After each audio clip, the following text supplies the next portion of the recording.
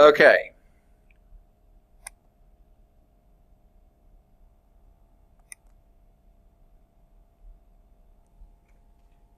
Everything's so stinking slow. That usually just pops right up. And now it's finally, it's there. Okay.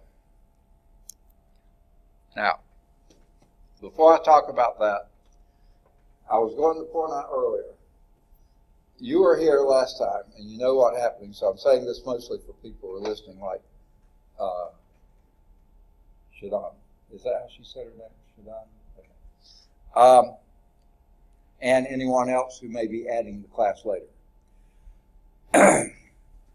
Because when we met, what I understood, and maybe I misunderstood, was that none of you needed it to graduate, so therefore let's go on and cancel the class. So I started the process of doing so, and unfortunately, Jared took me up on it, went on and found another class. But then Brian found out he couldn't get the other class he was wanting. One was conflicting, one had been canceled, something like that, right? And so he did need this, because he's got to take it either this term or next term, and want to make sure it didn't conflict next term with other classes he had to take, so that we needed to keep it open. Okay. Well, since we hadn't gone through any of this, which I normally would have done the first day of class, which included the syllabus, research paper instructions, and locator cards, which we're going to do now, safety, which we'll do next, I tried to Thursday afternoon start doing that. Okay. So Thursday afternoon, I recorded on Screencast-O-Matic. I started recording about the syllabus.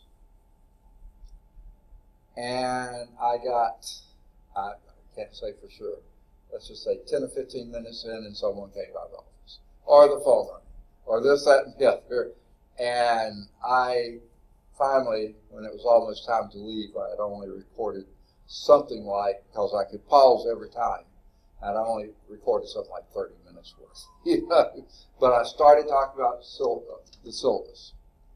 Well, today, after my first class, I took the stuff home with me so I could record over the weekend, but like I said, I was someplace where the system was so terribly slow, I couldn't have gotten anything done. I tried to do some other things, and they were taking forever. Okay. So, this morning after my first class, I tried to do it for about an hour, and then everything was so slow I didn't get much done. But I finished recording about the syllabus. So you'll see it in two places. Your first place will be a small class that says syllabus, and the second one will be a larger one that says syllabus / research paper. Okay. And then this morning did about the research paper. So what you need to do is go out on Blackboard. Okay, so let me talk a little bit about Blackboard. Since I couldn't do much otherwise, I did get all the Blackboard set up for this class and for several classes. But you're all familiar with Blackboard, right? Okay. So in Blackboard, when you get to this class Blackboard, in the upper left corner, there's a block with several tabs in it. I think it's like the third tab says content. If you click on that content, you're going to see a bunch of stuff. The first thing you'll see is the syllabus. Go to the syllabus, and you can read it there. Okay? You can do that if you want to. That's perfectly fine. The second thing will be the research paper general instructions. You can read those. Okay? The third thing you'll see is this, and this is the faculty locator card, the one for mine for this summer. Let me just tell you the other stuff before I get back to this. Okay? The next things you see, if my memory's right, are 10 files that are called Hubble 1 through 10. Now, what they are, I believe it was a student who sent me these. He said, wow, look at these, and they are just beautiful photographs that were taken of by the Hubble Space Telescope. which we'll be talking about later in the course. And I can't remember if they come with a description or not, but they're just beautiful pictures. The next thing on that is another file, and this is called, and another student, or either the same student or another student sent me this one, and it's called Space Objects in Perspective. And all this stuff we'll be referring to later. And what it does, it starts with the Earth on a slide, a picture scaled properly, showing the moon next to it, and how large the moon and small the moon is compared to the Earth. And I don't know if I got all these right. Then the next will show the first 4 planets: Mercury, Venus, Earth, and Mars scale. And again, Earth's the largest one, Venus almost as large, Mars next, Mercury very small. In fact, Mercury is barely bigger than our moon was. And then it shows you the other planets: Jupiter, Saturn, Uranus, and Neptune. Now the Earth looks about like this, well, those are really large planets. And then the sun is in the picture. And when you put the sun by its size, Jupiter is now real small, and the Earth is just a tiny little pixel or 2 over here, okay? Or something like this. You'll see.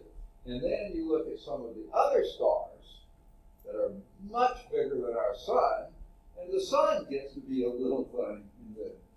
And the largest one, the sun is now a little pixel.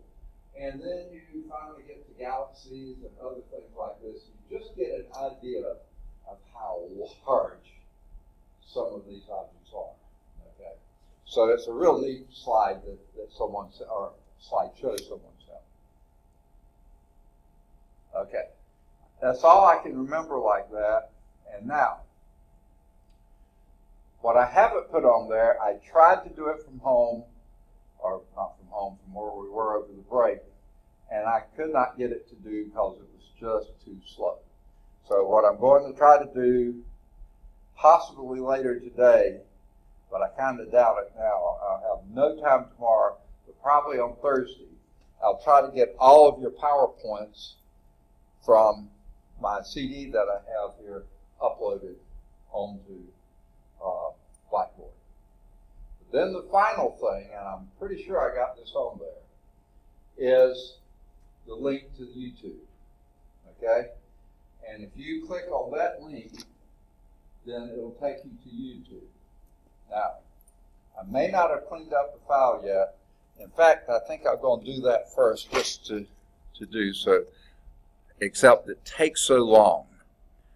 But because I want to explain to you what we'll be doing. Do I still have Blackboard up? I don't think so.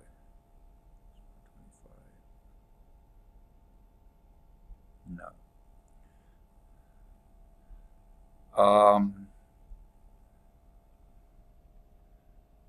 Let me find Blackboard, because I want to show you this stuff as well. Okay, man, this is hiding. There it is. And again, this may take way longer than what I intended to.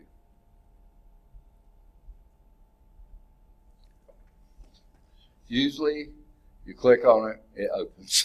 Okay, now it sits there and spins and spins and spins. I've got to take my computer down to Miss Glass and see if she can figure out what's wrong with it. I'm afraid possibly I picked up a virus or something, because last Thursday, this was the other thing when I was trying to do, well, okay, it did connect. Every time I went to Google Chrome, I get a message that I needed to update something that I'd never heard of before. So I called her and said, "Does this sound legitimate?" She said, "No, don't open that." And so I'm wondering if something that I, have dealt with, I've heard there's a pretty nasty virus out there, and I wonder if I've got something, maybe not it, but something like it, that is just making everything go so slowly.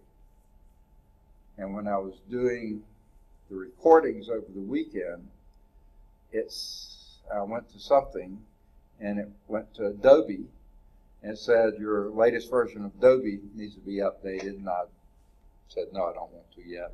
So, and then it wouldn't open, so I said, well, I guess I'm going to have to. So I did that, and ever since then, things have been slow. I keep getting other things pop up. I don't know what they are. So here's how I get to Blackboard. You know how to get to it in yours, except my typing.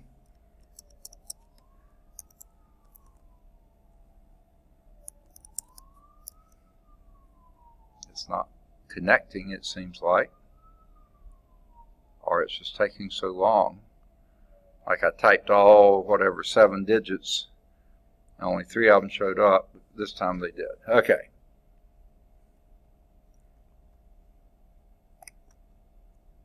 All right. Now yours is much smaller than this, but I have to go down here to get my physical science. Summer 16-17. There we are. Exactly. Now, this is the instructor side, so it doesn't look quite like yours. There's the content, and that's what I'm going to click on. It's moving a little faster now. So there's my syllabus, research paper instructions. Please read those. Locator card, we're going to talk about that next. And then here are those pictures from Hubble. Okay. Hubble 1, 2, 3, 4, 5, 6, 7, 8, 9, 10. Space objects in perspective. I don't have the others done, so that means the link isn't there yet. Sorry about that. I guess when I couldn't get the PowerPoints on, I quit and did something else. But then later will be the PowerPoint for each chapter we go through, and then will be the link to YouTube. Okay. So that's not there yet. But when you get there, I haven't erased the last time I taught this course. So basically, I've left the whole course up there.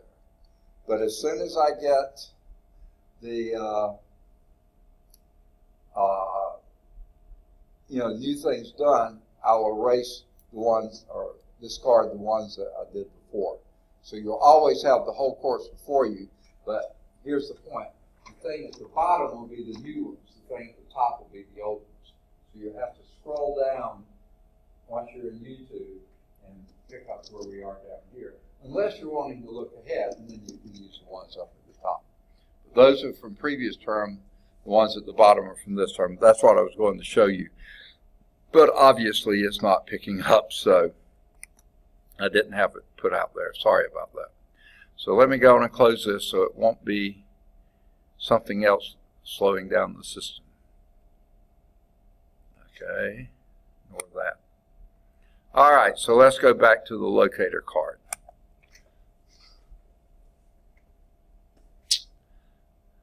Why it disappeared, I do not know. Okay. This is doing some squirrely things now. There, look at this.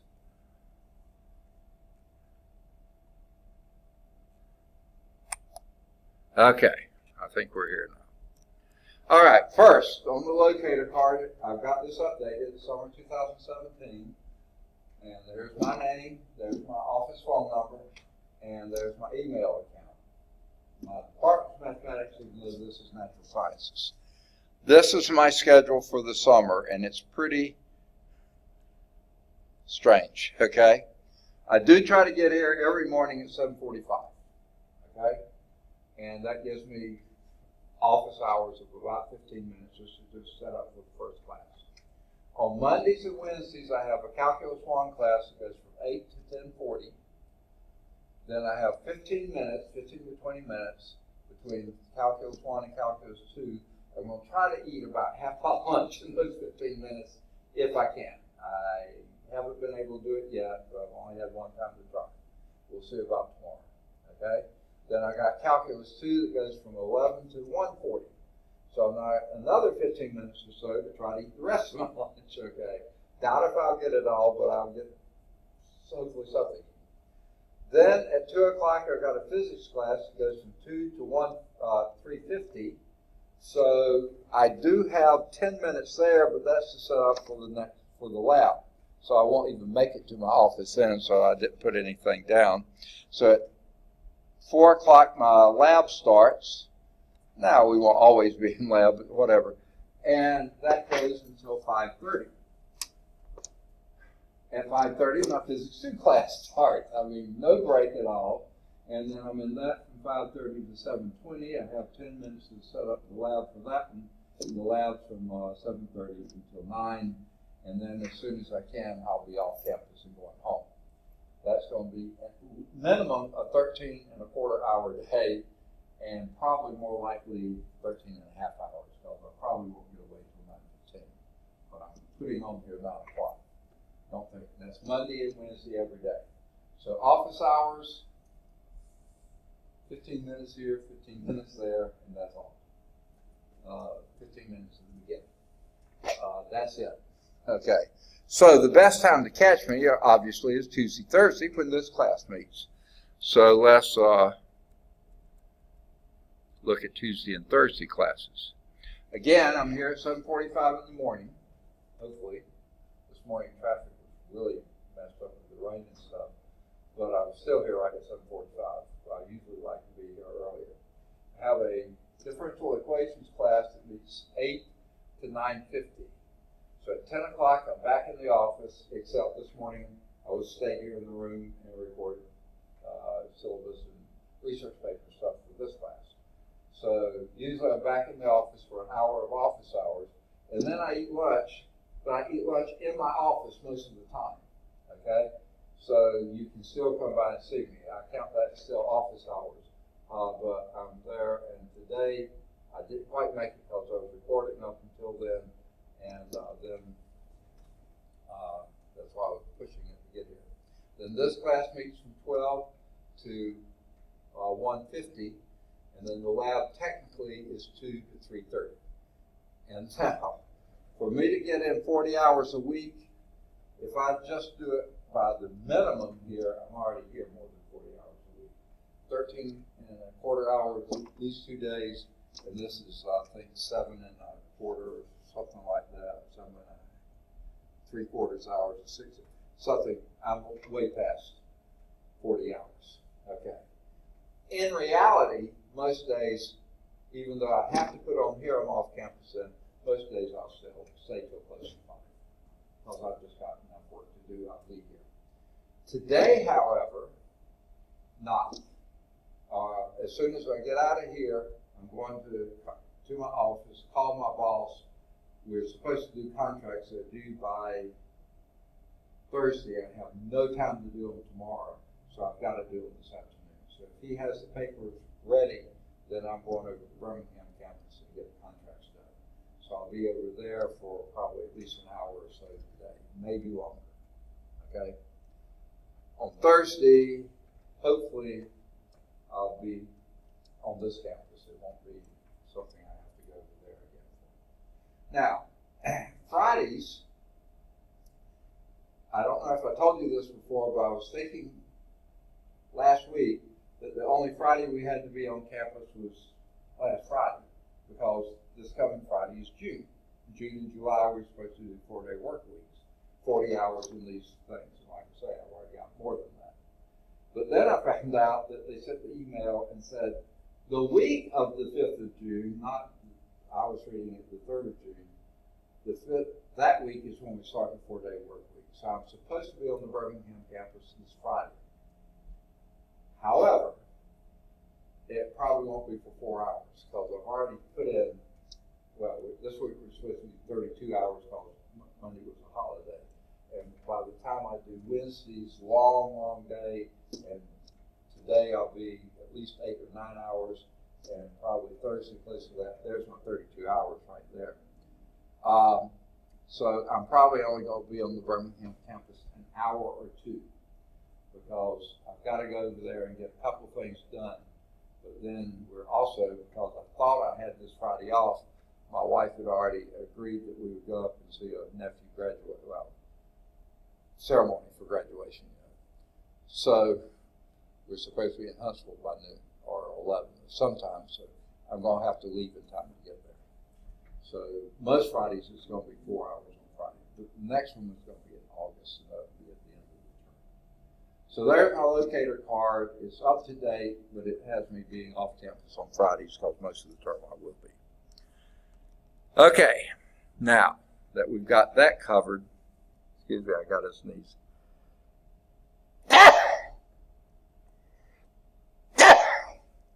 Again, I don't know what's causing this, but okay. So let's get this over with. And before we actually get into physical science, which I wish we had covered all this stuff on last Thursday, but we didn't know and we didn't. We need to talk about safety. I was going to try to record this too, but really you need to hear the safety. And I can't guarantee everybody's going to listen to the recording. So, can you think of an area of safety we need to be thinking of? There's three big ones. What area of safety do we need to think of? Second? Fire. Okay. Fire or, say, chemical spill or anything inside the building that requires us to get out. So let's take the worst case scenario in my mind, and let's say my computer blows up, okay? It catches my papers in the desk on fire here. What do we do? Say again? A little bit.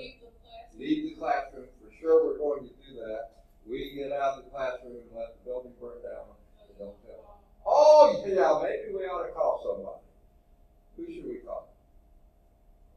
Say again? Fire department. Actually, the best way to do that, there's two ways we can do it. What two ways would those be? 911 would certainly do it. Just a tad better than 911 is if you had on your cell phone. How many of you are going to bring my cell phone up here? Have on your cell phone on speed dial Austin Police. That would be the best way because they'll contact 911, but then they'll know exactly where to come and send 911. Okay, so either speed dial campus police or dial 911. So that's certainly one thing to do. Anything else?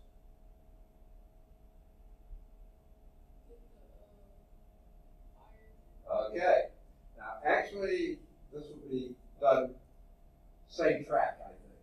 Okay. While either myself or one of you gets to the fire extinguisher, where is the closest fire extinguisher? Okay. Come out this door right here. Within 5 feet of where I'm standing. Okay? You can't get much closer to them.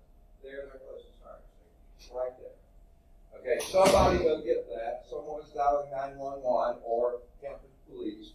But one other thing we've got to do before we leave. Again? We need to let the rest of the building know the building's on fire. How do we do that? Yeah, 911 and the campus police, they'll get it done. We can get it done much faster. A fire alarm. Where's the closest fire alarm? Okay. I hear right outside the door. Guess what? This is a display of the second floor of the AV house. Here we are, right here we are in the corner. There's a hallway going down. Flight of stairs there towards my office. Here's this long hallway going this way and that way. This is all the old part of the building. Back when this part of the building was built, a long time ago, that was before the fire alarms were required by code. Can you believe that? Nothing, no hallway on this old part of the building has a fire alarm. None.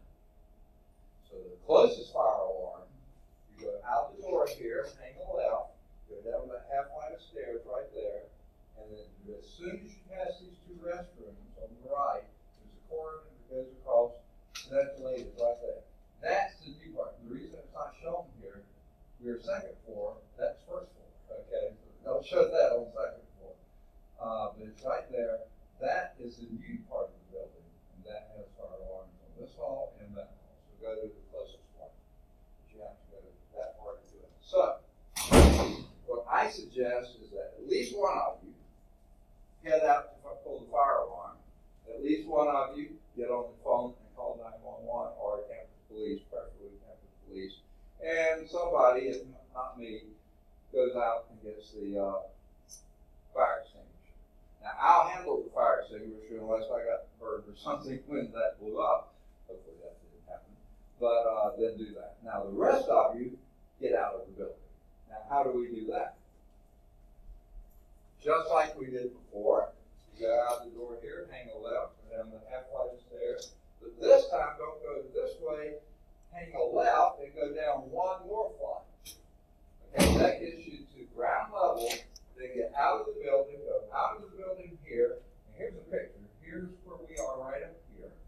Here's that stairwell. And we go to, here's where we are. You go, here's the stairwell, go down that, and you go to this parking lot right down here. Go across the grass to that parking lot. Stay together as a group. I'm still up here fighting the fire. Someone's still trying to, run the fire thing. Whoever that is, get down there and do it. Now, all of you look pretty healthy, okay? But what if some of you have a skiing accident over the weekend or something like that, and you're either on crutches or in a wheelchair? Then I'm going to be with you trying to make sure you get out of the building safely. So I'm going to be the last one out there.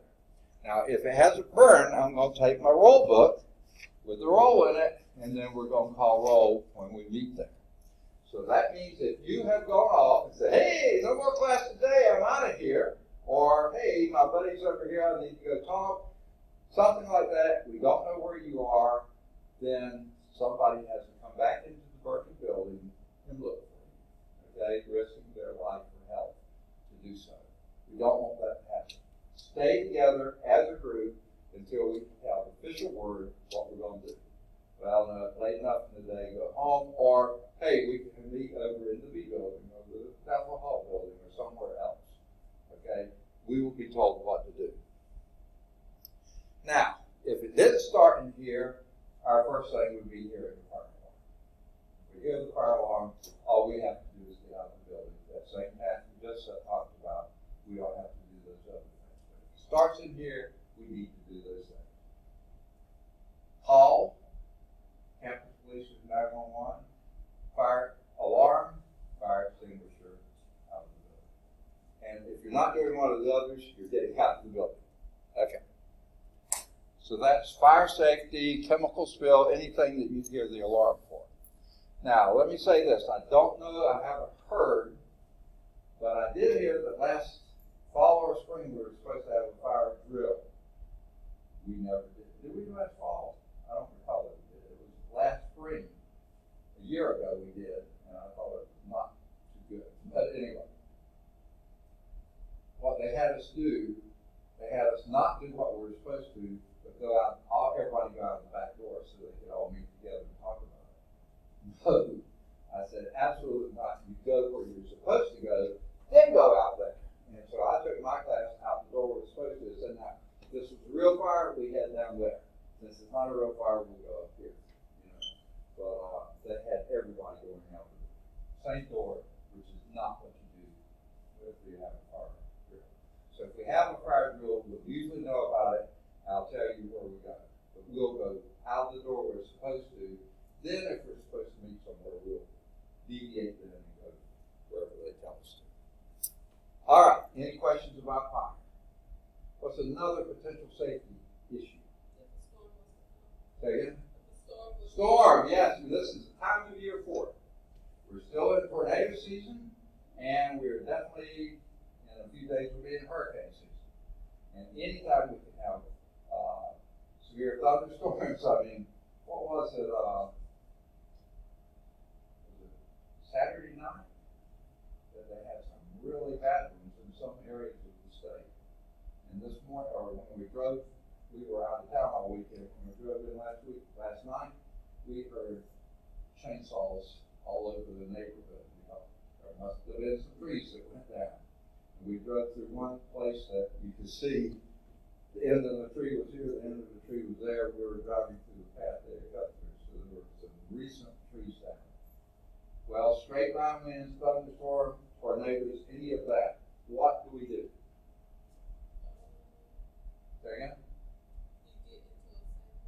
Safe place. Where is your safe place?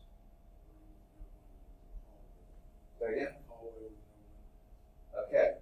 You got part of it absolutely right. Interior, no windows. Halls are not bad, but you also go low. Low in interior. So what would we do? Now, how would we know? We hear the alarm. Okay? The statewide alarm system, we hear it going off, and you hear it well from here. And if you hear that go off, we go low and interior. So we go out the door here, take a left, go down the half flight of stairs, take another left, go down one more flight, but rather than going out, we go in. Right in front of you are two restrooms. They're almost the lowest level. They're interior. The walls are close, and they have a lot of corners in them. That's where the greatest safety is. Okay? Trouble is, restrooms usually not the most preferred place to spend a couple of hours, but you could if you needed to. The real big disadvantage of the restroom, rather than being not your favorite place to stay, is the fact that if the power goes out, which if we had an emergency, tornado or something like this, the odds are the power would go out. If you're in the restrooms, there's no emergency lighting, and then it gets a little weird. Okay? So probably not the restrooms, unless the power's on. It's a safe place. Okay? Now on the first floor, right next to the restrooms, you go down just a few more steps, like 3 or 4 steps, and right there on your right is where now it says coroner here. On the first floor, it's actually an office. It's the academic dean's office on this campus. It's Dr. Sheree Davis. Now, she's not here very frequently, but also her associate dean, who is Dr. Carl Pruitt, he's not here often, but he could be here. And during the summer, Dr. Calvin Briggs, who runs the summer enrichment program for high school students, he's quite often on this campus, and when he is, he uses that office.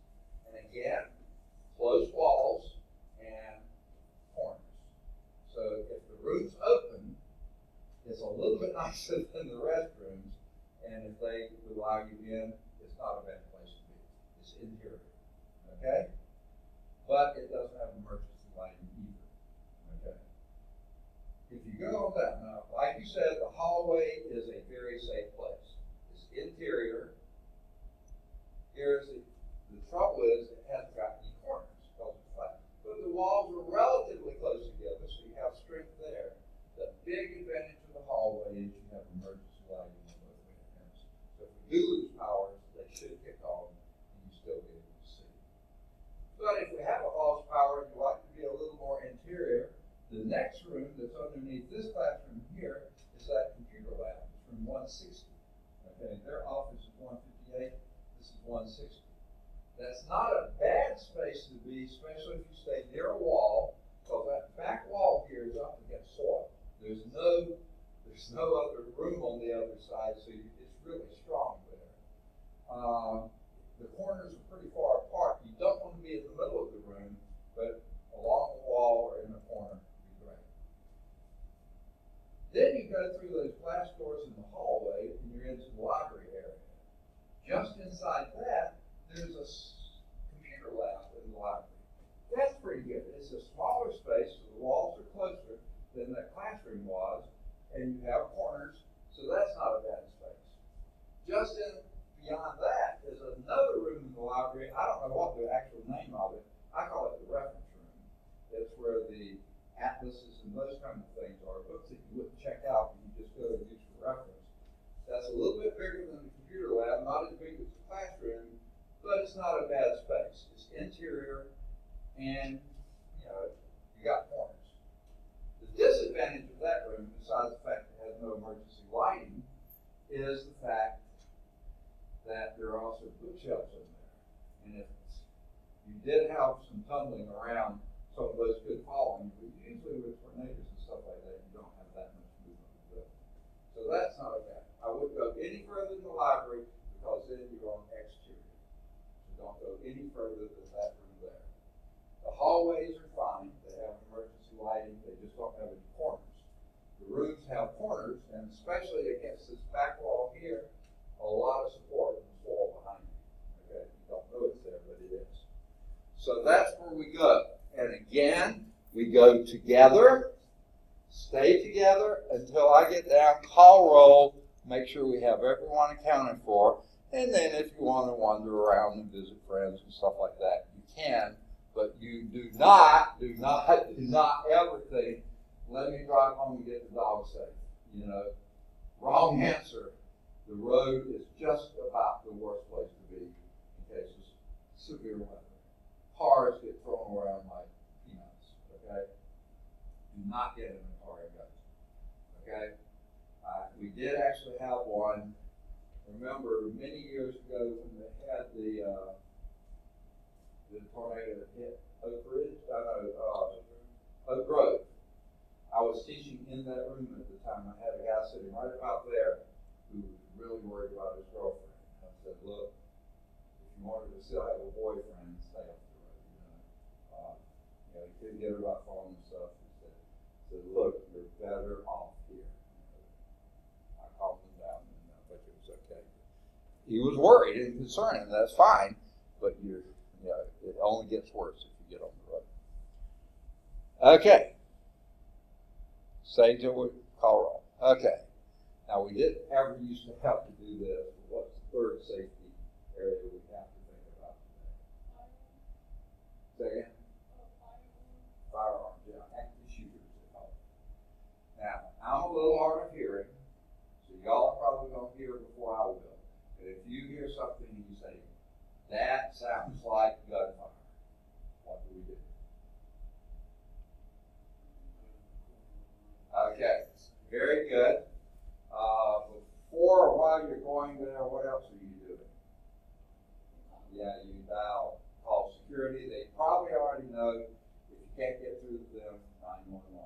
They probably already tried. You don't want to guess and say, oh, I guess someone else is doing that. Make sure someone knows. Okay. Now, what else do we need to do? Yeah, y'all are going to get back here where it's the safest area, and that is the safest area there. This corner back here. Can't see in there. So what did I better do? Lock the door. And this door is not one that has buttons or anything on it that you can lock and pull it to. Doesn't happen. I have to physically go on the outside. I have a key. One of these keys works. I think it's that one. And I have to literally lock it from the outside. And then I come back in. Okay, don't need to pull the door too long. Okay. I'll try that. Okay. And I come back in, okay? But there's another way into this room. So here's the door. This does have buttons on the side. Do we lock this one? No. When I press that button, this is locked, but it's not from in here because that's for this office. And you got if someone's in the office, they got to be able to get out. So you just locked ourselves in, but he can still get in. No. Not the one you want. Okay. Now, you see there's two offices back to back here. This middle door, nice thing about it, it's a solid door. But the bad thing is, it has a deadbolt, no buttons. I don't have a key for that. I tried, none of my keys work. So that doesn't do any good. I can't lock it. The next one out here, that comes in from that, it does have buttons like this, and when you press the button, it locks from the outside, but not from the inside. So we can't get out, he can't get in. But before we lock that one, we go around and close that door to the hallway. And the reason we do that, I don't know why. About half the time, it seems like security forgets to unlock that door.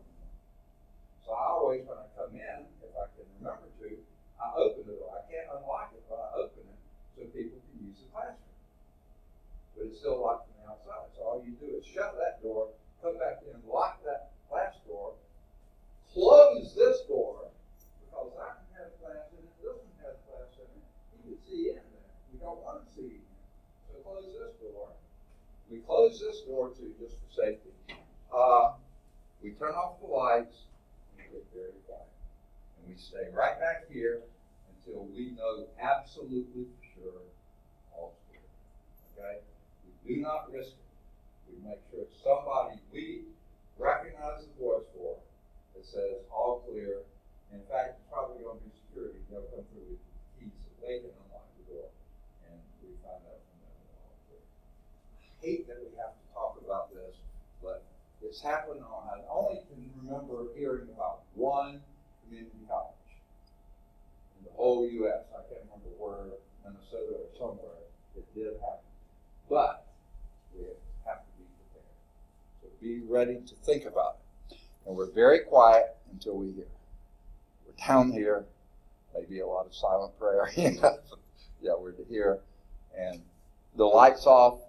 When he looks in, he assumes nobody's here, the door is locked. He goes on to the next one. Hopefully that one's locked too. If it is unlocked, the next one's locked. You can't see in, so hopefully he just keeps on trying. Okay. Now, I have had some people say, what if he does make his way in? What do we do? Then we just play it by ear. But generally, don't be a hero. If y'all can get under this desk, get under the desk, I'm old. I've lived most of my life, If I want to try to do something, let me do it. Don't you get involved. You're important. You're the next generation. You're, what we're going to count on in the future. If I need to do something, I'll try to do something. But don't go any further. Okay. All right. So those are the three areas of safety. Any questions on safety? Now, you might say, how about things we're doing it for labs and stuff? There's not going to be anything we do that's going to require anything beyond just normal common sense safety. We're not dealing with any chemicals, any fire, anything else.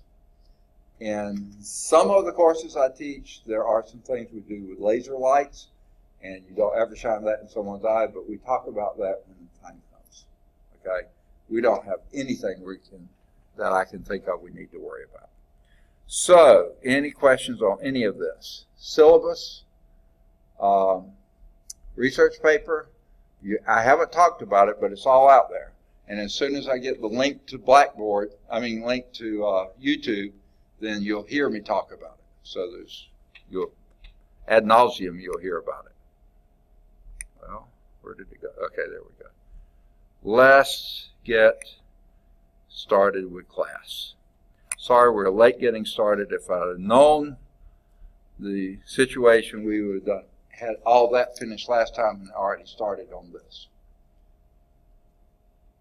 All right. Since we didn't talk about it, there are Physical Science 111 is basically astronomy and earth sciences, two big categories. Astronomy, we're going to do 3 chapters. We start with the big, the universe, okay?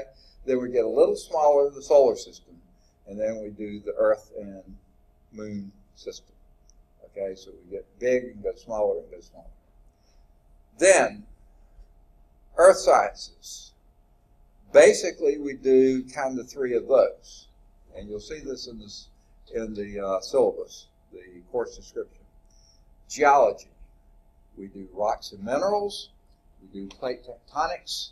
We do building the Earth's surface, and we do shaping the Earth's surface. 4 chapters there. Okay? Then, this is also earth science, and our course description calls for weather and climate or something like that. So we do 1 chapter on, or as meteorology it says, we do 1 chapter on weather and climate. Okay? And then the last thing is Earth's waters. It says oceanography, and there's 1 chapter, chapter 24 is oceanography, is Earth's waters. So we do that for that. Now, at the end of each of those chapters, we will have a lab. But at the end of the first 3 chapters, we'll do a lab on chapter 14, a lab on chapter 15, a lab on chapter 16. But after we finish chapter 16, in fact, before we finish it, but when I get an idea when we're going to finish it, I usually call Channel 13, that's the Alabama 13, It's there on Red Mountain right next to Vulcan Park. I mean, just adjacent to that. And Jerry Tracy is the weatherman there, and he goes to our church. I know him pretty well, and he almost always will host this class to come there and do a field trip. So the thing is, though, he usually isn't in the afternoon, or he's in late in the afternoon. So we might need to get with the midday person. I don't remember if that's, I can see her now, but I can't think of her name. But she's hosted us once before when we actually had a morning lab. Stephanie Walker. So she's quite good. Now he has Harmony Mendoza. Also, I think does midday stuff, and she's never hosted us, but she's always been very pleasant. And so I'm going to try to work that out if we can work that in as one of our labs after chapter 16. We'll do a lab on 16, but then we'll also do that if we can. All the rest of them are going to be pretty much paper labs, and most of them we'll do as a whole class. There is one that we'll do, actually, I call it a wet lab, that we actually go down and mess around with stuff and do. There's one lab that's strictly a computer lab. That's the one after 17. It's rocks and minerals. I hope so. We're getting off to a slow start because we didn't have class last Thursday. And the 4th of July is on a Tuesday, so we're going to lose that one. And, now this is the bad news. Sometime the last week or two of spring term, I received an email from someone from the National Science Foundation on the program they have, QEM, which is Quality Education for Minorities, and our, Lawson falls under that. Or something like that. And they are having meetings talking about some things that sounded like they really would be good for us to participate in. And they gave us 3 options. One was Spelman in Atlanta, and that's a Friday and a Saturday. One was Loyola or something like that down in New Orleans. That was a Monday and a Tuesday. And then one was somewhere in the Midwest. I don't even remember where. I just didn't even pay any attention because I knew I didn't want to head up that way, and it was in the week too. So but it wanted to have a team of people from your school, 3 to 4 people.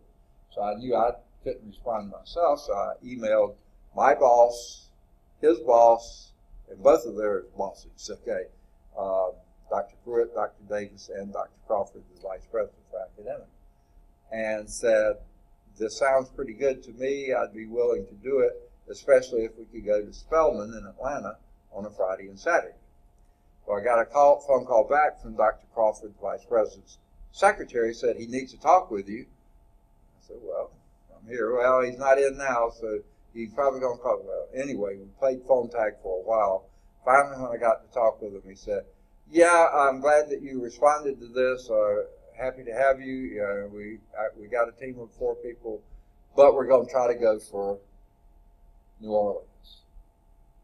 I said, but Atlanta's closer. We can drive there, and we won't lose any classes. I've got classes Monday and Tuesday.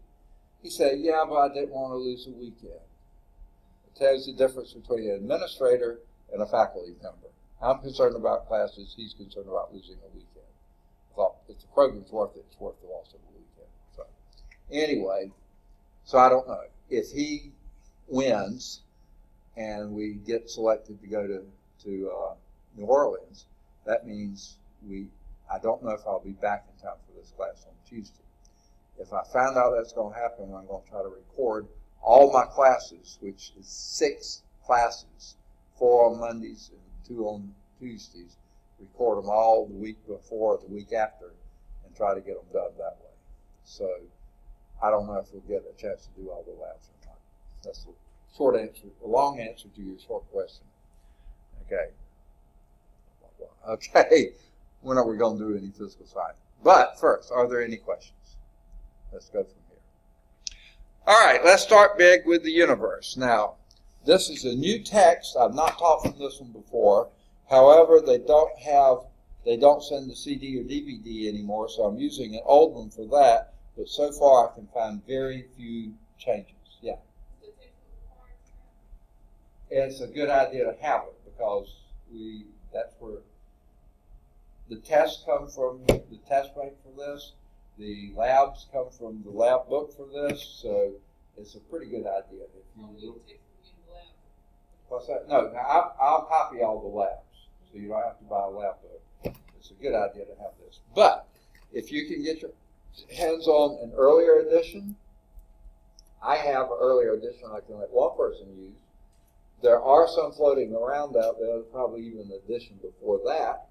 And if you find any of the customized text for 111, the company actually published just the chapters I used for 111 and just the chapters I used for 112, and they were much, much cheaper. If you find someone who had them back in those days, they've gone out of print, and it's just reselling. So if you find anyone that has used one of those, very little has changed. So any one of those would do. If you don't want to buy the book, you can rent the book, okay? And there's probably ebooks, so that would be fine. You won't absolutely have to have it in class, but it's usually a good idea, so you can follow along what we're doing.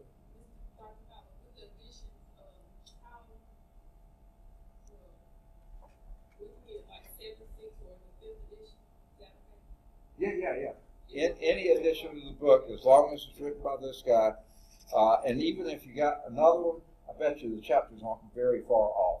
I'll show you which chapters, if you even have another off. But some of the test questions.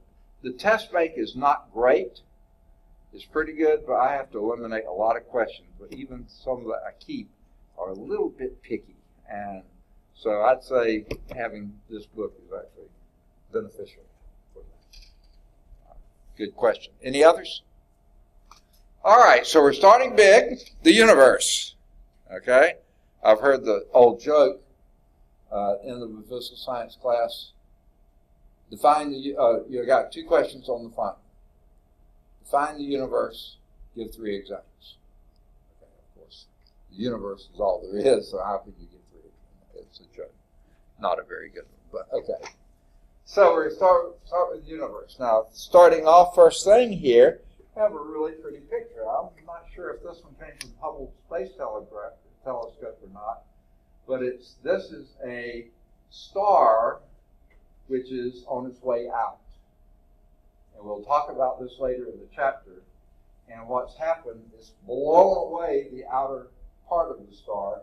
That's what this part is. It's called a planetary nebula. It has nothing to do with a planet, except that planets go around the star. This is around the star. Nebulous means a cloud of gases. And more than likely, this little white thing right in the center is the core that's left over, and it's called a dwarf star. And the cloud is on its way out. And this star is near the end of its life. And we'll talk about that later. Pretty pictures, okay? Now, in the actual text, they have another one that you just don't see the star in the center because it's been obliterated by the stuff on the outside. So the core concept, which is also on that same page, and this book, they finally improved this. Now, if you have the older edition, they always put white print and a yellow background. You could hardly read it. But this is what it says. The night sky is filled with billions of stars, and the sun is an ordinary star with an average brightness. Do you believe that? Our sun is just an average star with ordinary brightness. Seems a lot brighter to me, and seems a lot bigger to me. Why is that? It's so much closer. I mean, you're talking about 93 million miles, which seems like a lot, compared to several light years away, which are tremendous number of things away. So yeah, that's the core concept of this chapter. And we'll talk about the night sky. That's what we start off with. And in fact, this figure they have here is on page 355 if you got the new text. It's somewhere in all the text. Do you know what that's a picture of? Any idea on that? Okay? What this actually is, I don't know for sure what this structure is here, but it's something that's pointing straight due north. And it has a camera back here. And this camera, and it's a pitch black night, you don't have any lights around anywhere. Out in the country, way away from any cities, out here, and you have a camera here, pitch black night, and the lens is wide open and stays open. And what you see here is basically Polaris, the North Star, because it never moves. And all the other stars revolve around Polaris. So what you see here is this star moving, that star moving, that star moving. All these are stars which you see, and very faint stars will still leave a little track. That's what that's a picture of. We'll talk about that later too. So it's starting us off way beyond what we will do. Let's pick up at the beginning. Let's first look at the night sky.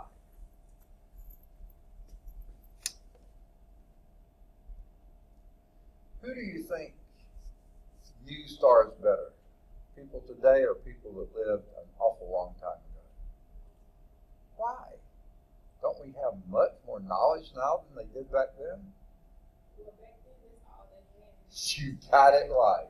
When it was dark and it was night, probably lying down on the ground, getting ready to go to sleep, sitting around the campfire or whatever, all they had was the night sky to look at. No TV, no cell phone. Can you believe it?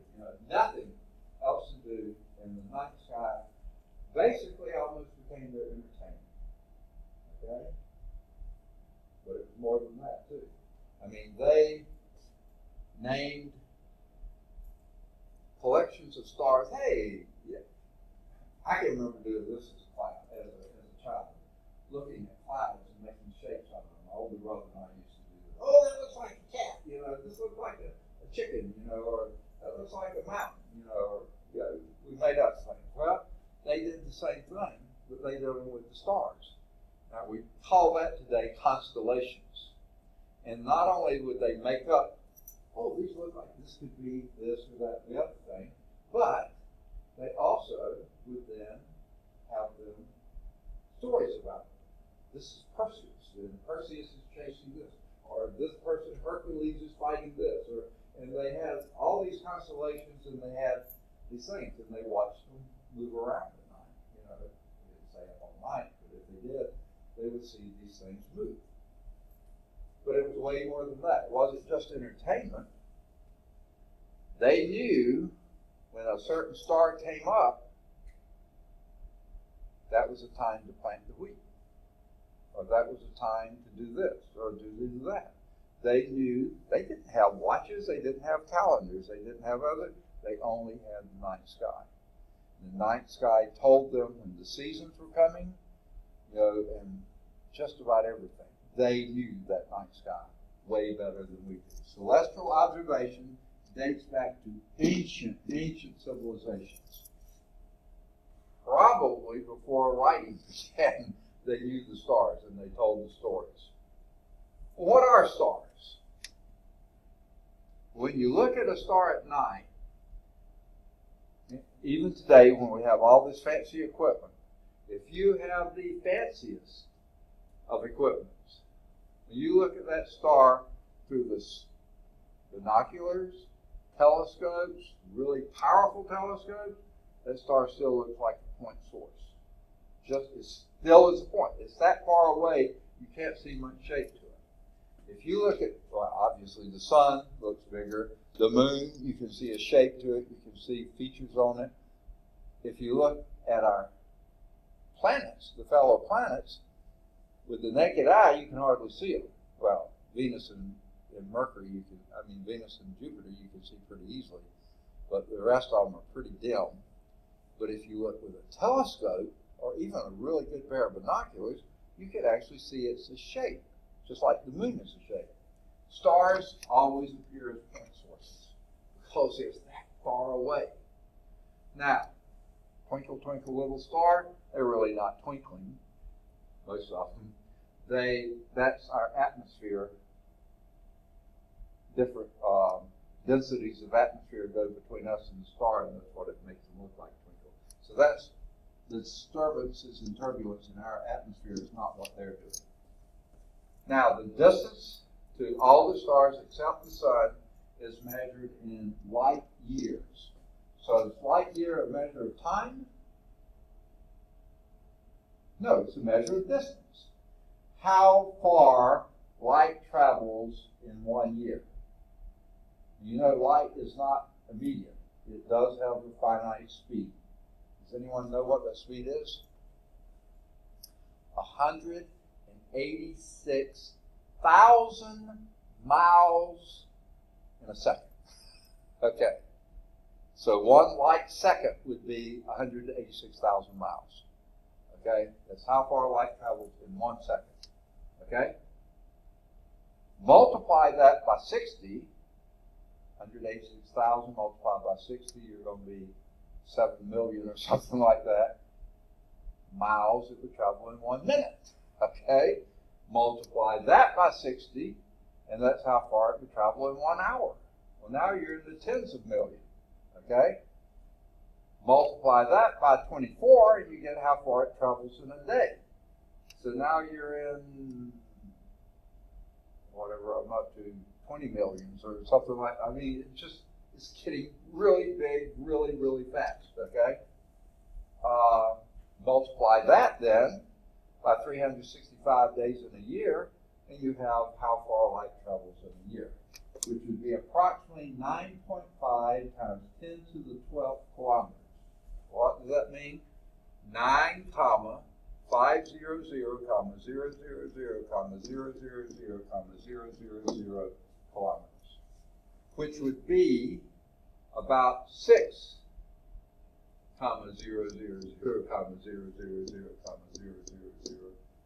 miles. That would be 6,000 million billion. So something on the order of 6 billion miles is how far light travels in 1 year. Okay? That's a long way. Okay? And the closest star other than our sun is several light years away. Okay? So you're talking an awful long distance. And that's why we use that. We don't want to have all those comma 0, 0, 0, 0, 0, 0, 0, 0 out there. We just call it so many light years. Now, the planets, they're generally closer to us, well, not all of them. Some of them are, the most visible ones are closer to us than the sun is. Okay? The distance one can't see anyway, unless you have really strong telescopes. But these don't give off any light themselves. See, the stars are giving off light because they're that hot. Okay? So they're giving off light. The planets are not. They're reflecting light from our sun. That's why we can see it. That's why we can see the moon. It's reflecting light from our sun. Okay? And because it's reflected light, like I said, if you look through powerful enough thing, you'll actually see a shape. So they are extended sources, not just a single point because they're so far away. They're close, relatively speaking. Okay? We'll talk about that more in the next chapter. Okay? Now, anyone know what that's a picture of? Stonehenge. What do you know about Stonehenge? Where is it? Second? England, exactly. I don't know exactly where in England. It seems like Cornwall or some of those areas. Sort of a remote area. And it's, as you see, it's pretty flat mostly, and not many trees there. What's sort of special about Stonehenge?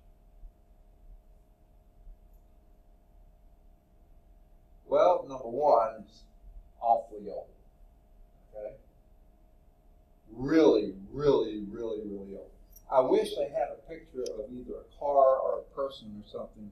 I don't see anything there to give us a reference. These are big, big, big pieces of stone.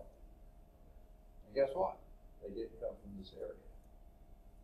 Geologists in the area, they know what kind of stones. These are not that kind of stone. So these were hauled in. Ancient civilization. I don't even know we know for sure which civilization built them because it was that long ago. Prehistoric. How did they get them there? Not only how did they get them there, how did they get these pieces up on top that are huge? I mean, today we would have a hard time doing it with all the equipment we have. How did they do it back then? But here's what's even more remarkable than all that. Every one of these is supposed to be one of these things, two pillars with a beam across the top. If you are in the center of that, then at the night, and you're looking out at certain times of the year, a different constellation would be coming up right at sunset. And you would be able, it basically is a huge calendar. Okay, so not only did they get these huge pieces of rock there, lifted up there, but they have them precisely placed. How did they do that? How in the world could they have known? You are in there, the sun is going to come through, right through, one of these things at precisely the right time every day. I mean, everything is pretty close to precisely in place. And that's how they could keep up with when that was their calendar. This was told them when to plant the crop, to look for the herds to be moving, or whatever they did. We don't even know that. And it's incredible how in the world they did it. The ancients knew way more than we. We would be hard pressed to be able to put this together today without costing literally, I would guess, hundreds of thousands of dollars anyway. And how did they do it? All right. Well, how did they think about it also? And this goes back so long, we still use this idea. We use it as the idea of celestial sphere. Now, this is not true, but it's how things appear. It appears that we're lying on the ground, looking up at the sky, and that the stars are on this big bowl that's on top of us, which is really a hemisphere of the bottom half you can't see, because that's below the horizon. So we call that the celestial sphere. Now, we know that's not really true. But back then they didn't know that, and that's how they made. So all the celestial objects, that mean all the stars, planets, and things like that, are basically projected onto an imaginary sphere that's way out there somewhere, okay, surrounding the Earth. And then everything follows a very specific pattern. Now, let's imagine that this is the celestial sphere, and inside that is the Earth, okay? And the Earth, of course, now this seems a little bizarre, and we'll talk about it later. The Earth is really tilted relative to the sun. We have this little tilt to us. Now, how do you know we have this tilt? Am I just making this up? No, we know it because we have seasons in the year. We're approaching the season when the northern hemisphere is tilted toward the sun. We're getting pretty close to that now. And last winter, the northern hemisphere was tilted away from the sun. That's why we have summer coming up, and we had winter in the past, spring, which we're in the last of now. We just passed the place where we're tilted parallel to the sun. So, yeah, all that comes from the tilt of the Earth. So we know we're tilted. Okay? And we know the Earth has an equator. Okay, the tilt, there's the one axis of the sun, the North Pole, the other is the South Pole, and there are spins around that. And the equator is halfway between the North Pole and South Pole all the way around. So if you take that concept and project this onto that celestial sphere, we have a North Celestial Pole, a South Celestial Pole, and a celestial equator around that.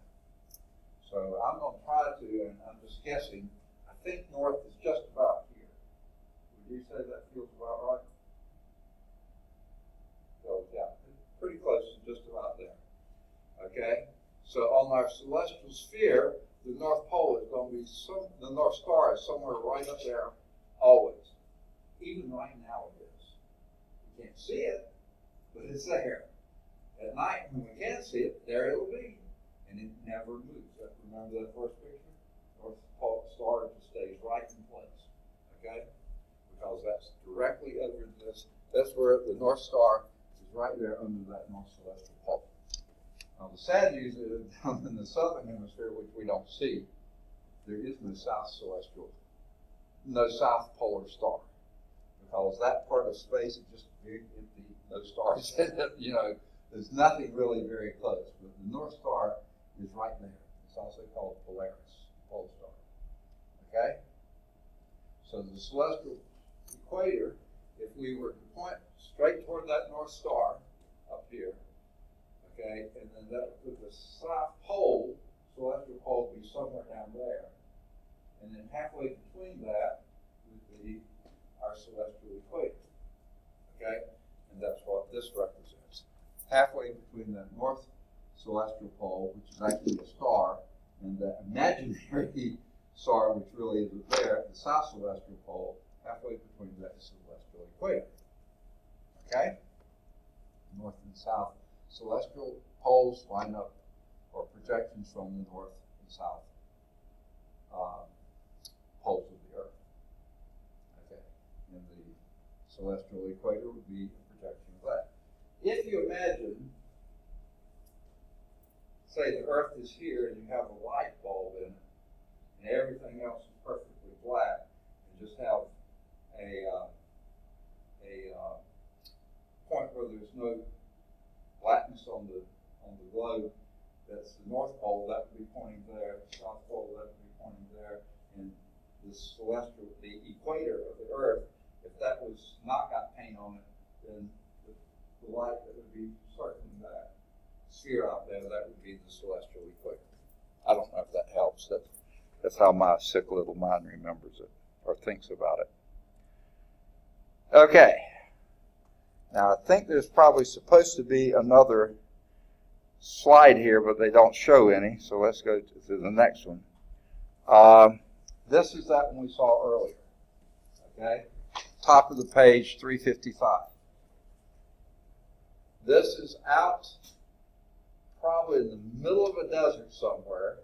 The reason I say desert is there doesn't seem to be any clouds in the sky. And you've got your setup here, whatever you got, this is pointing straight to the North Pole. Okay? North Pole Star. At night, the camera's back here, the lens is completely open, the shutter is completely open, stays open, and see these are the paths of all the stars. Because you see,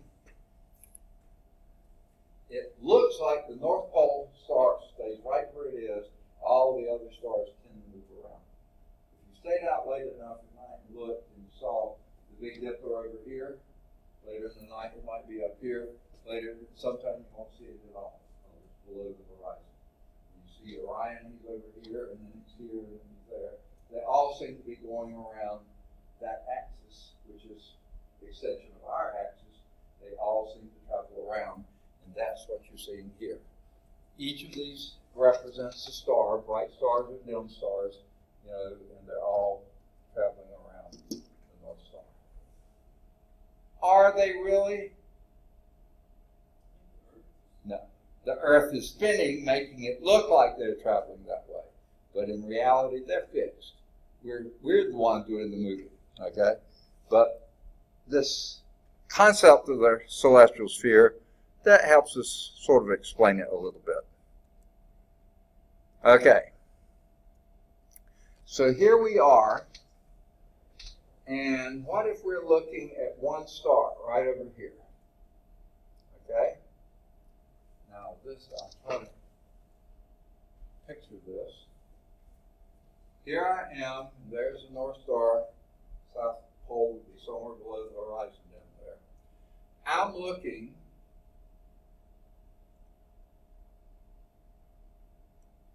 that's the star right over here, 30 degrees above the horizon. Okay, but just pick the star there. I said, I like that star. Okay, how do we define where that star is? Now, in space, we have no idea. It could be close, it could be way out there, it could be anything. But on our celestial sphere, we can pick out exactly where it is. But we need two dimensions to get. One of these is altitude. How far is it above our horizon? See, our horizon is flat, okay?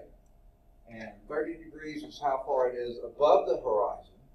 Now what we do here, we sort of imagine there's a globe just like our globe, and these would be like our latitude lines, and then this would be our longitude lines. Okay, and if where we're standing here in Bessemer, Alabama, and looking here, and we see this star here, you say how high it is above the horizon, that would be equivalent to a latitude line if we were on the equator. We're not, so that would be like a latitude line, and then how far it is from due south, rotate around here, and I probably didn't quite get it right before I did this.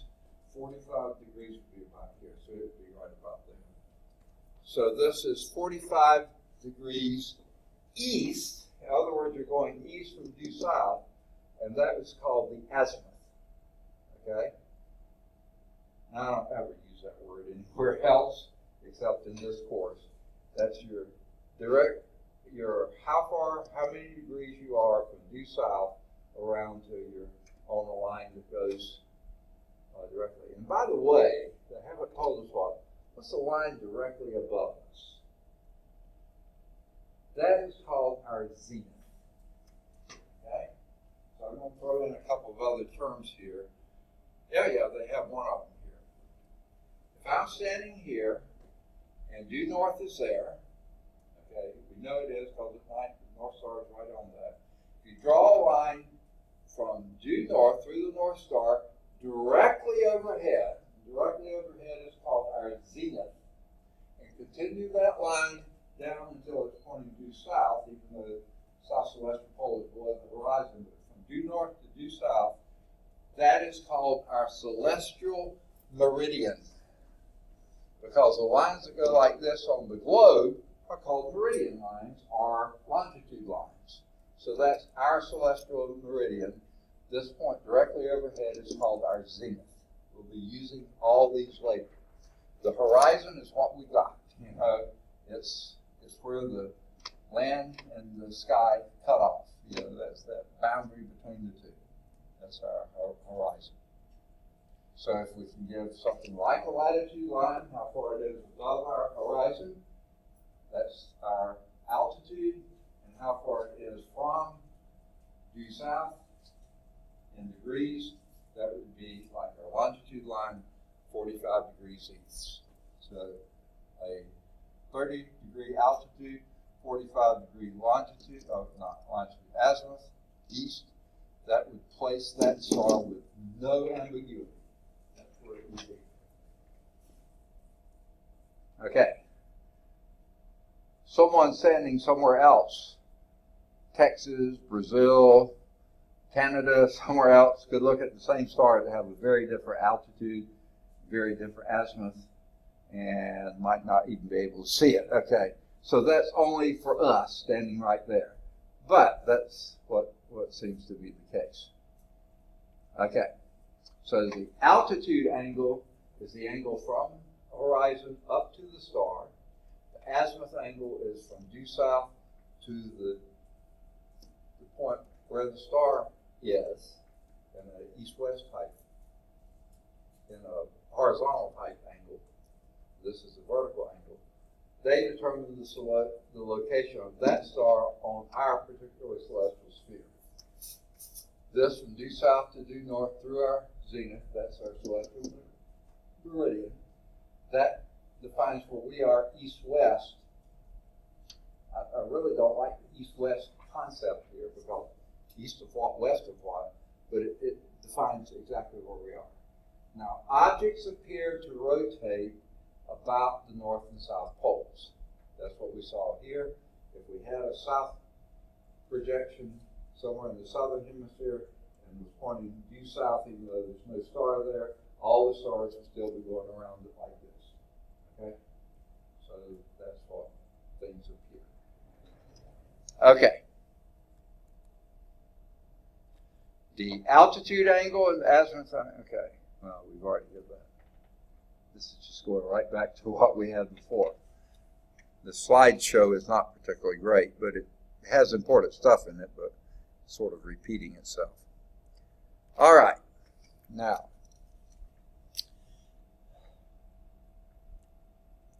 these new editions of the book, they don't change much. The night sky, if you looked at have you got the new one or an older one? New one, okay. Some of you had an older one, everything we said would be just about the same. Page number would probably be off a little bit, but not by much. The figures are almost identical because I'm looking at this. This is 2 editions below. There's a slide, the PowerPoint, and they're almost the same as here. Now, what is a difference in this edition? At the bottom of page 355, I know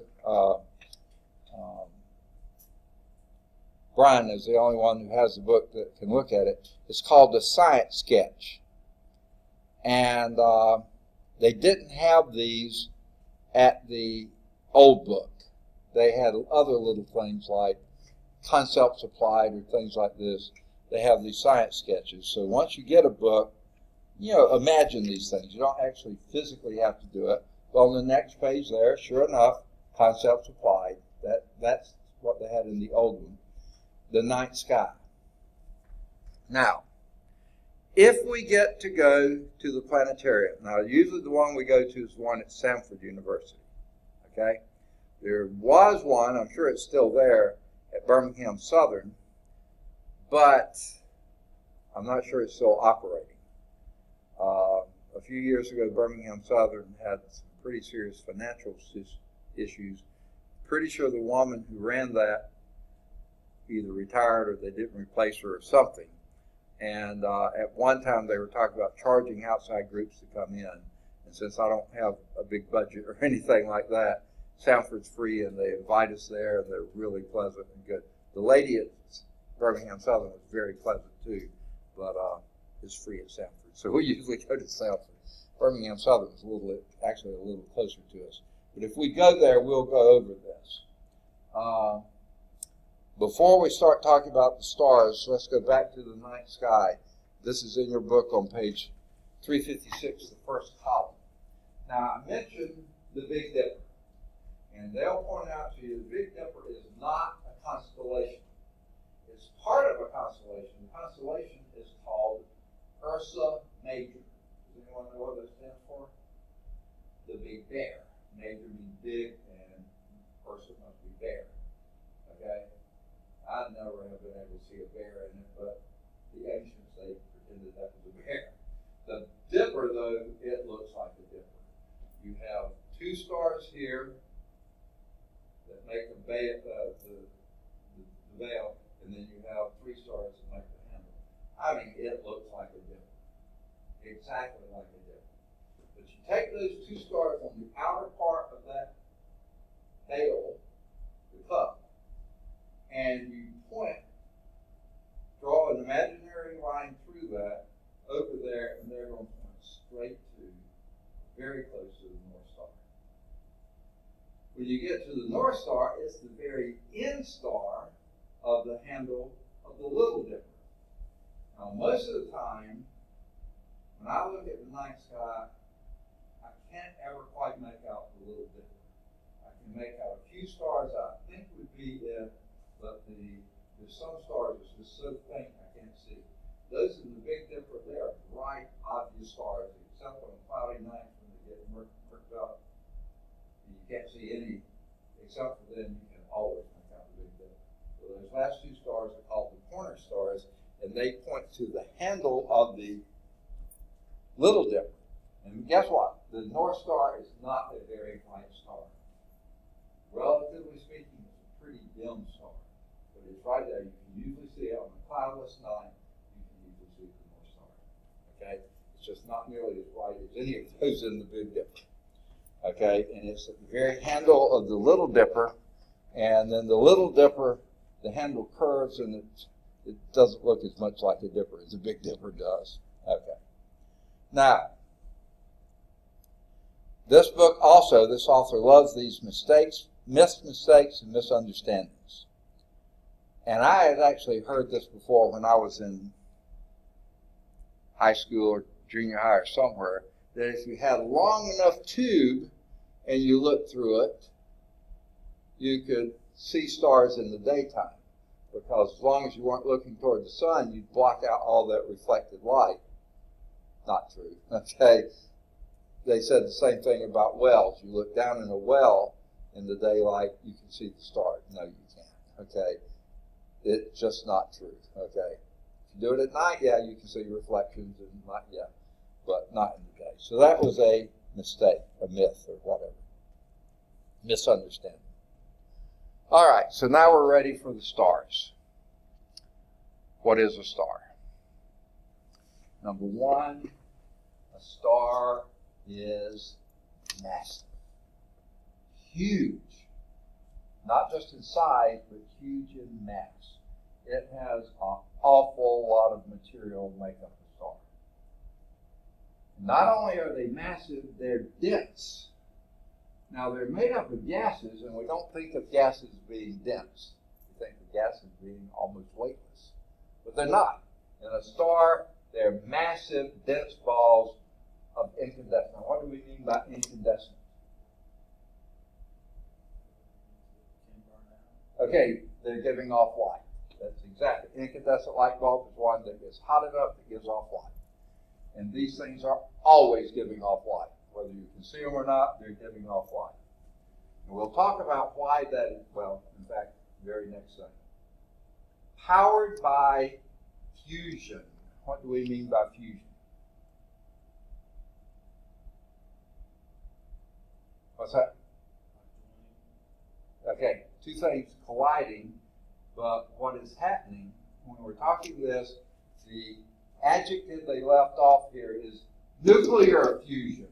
Okay, this is a very major nuclear reaction. Major. Now, if I say nuclear reaction, what do you think of? Or atomic energy, what do you think of? What element comes to mind? Any? Okay. What place comes to mind when I say atomic energy or atomic reaction, nuclear reaction? Does any place come to mind? No. Nagasaki or Hiroshima? Do they come to mind? The atomic bombs, exactly. Okay. Now if you're familiar with warfare, and I'm not expecting you to be, but if you were, I mean, when we drop bombs, different people drop bombs or explode bombs or other things, they're usually measured in, I think, kilograms of TNT. They talk about, or pounds or something, 600-pound bomb or 2,000-pound bomb or something like that. And usually they blow up and make a pretty good sized crater, right? You know, where that bomb blast was. When you talk about a nuclear bomb, as in the one dropped on Hiroshima or Nagasaki, those fission bombs, not fusion. And those bombs, I can't think of exactly the number, but they were megatons, meaning millions of tons of TNT. I mean, so much bigger than any bombs we manufacture or drop anywhere else that are just made out of explosives. These are millions of times more powerful. Okay? Pretty massive. Okay? Now, a fission reaction is when, and if you got your book there, the last inside cover of your book is the periodic table. These are all the elements that are known and some that we don't even know about. They just imagine are out there. These up here are all the knowns. Uranium is right down there. Polonium is right there.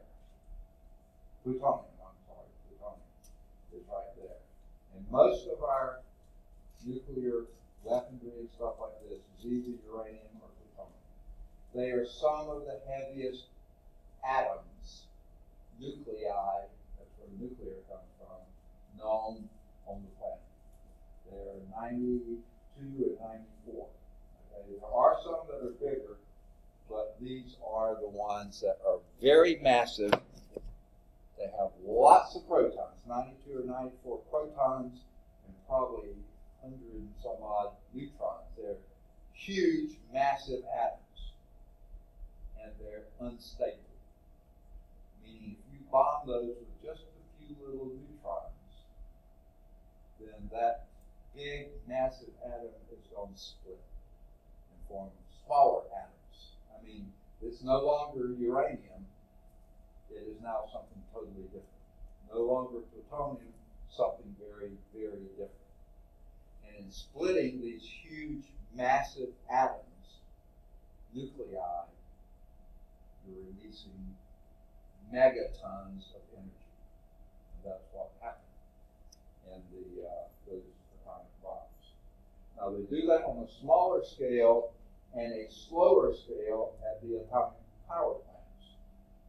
Do any of you know where they are in Alabama? We have 2 or 3 nuclear plants here in Alabama. I know over in Georgia they have Plant Vogtle on the Savannah River, southeast of Augusta.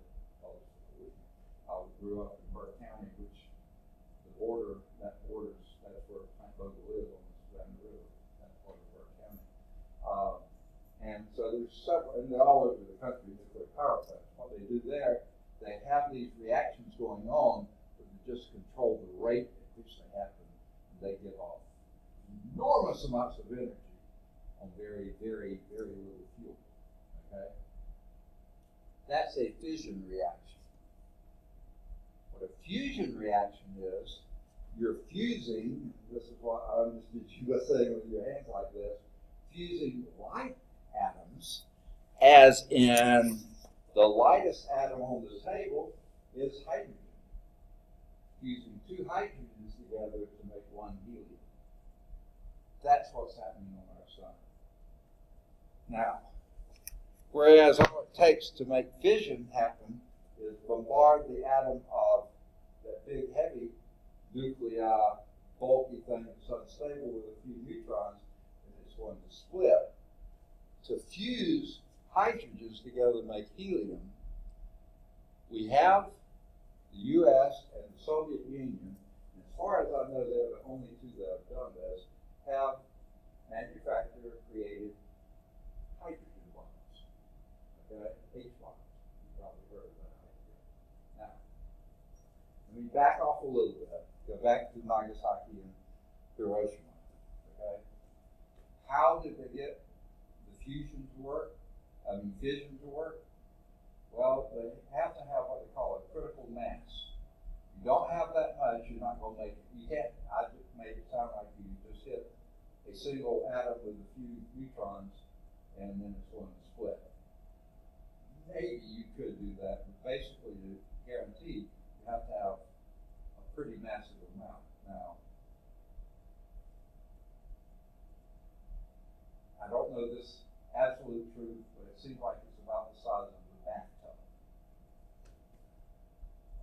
bathtub full here and a bathtub full here, and if you force those together, then the neutrons that are being given off are just enough to make the others unstable. Well, they have to go together with such force. So basically, they had, I think, 3 to 6 or something like that, normal conventional weapons that force them together, those two hemispheres, they call them, together with enough force to make the nuclear explosion happen.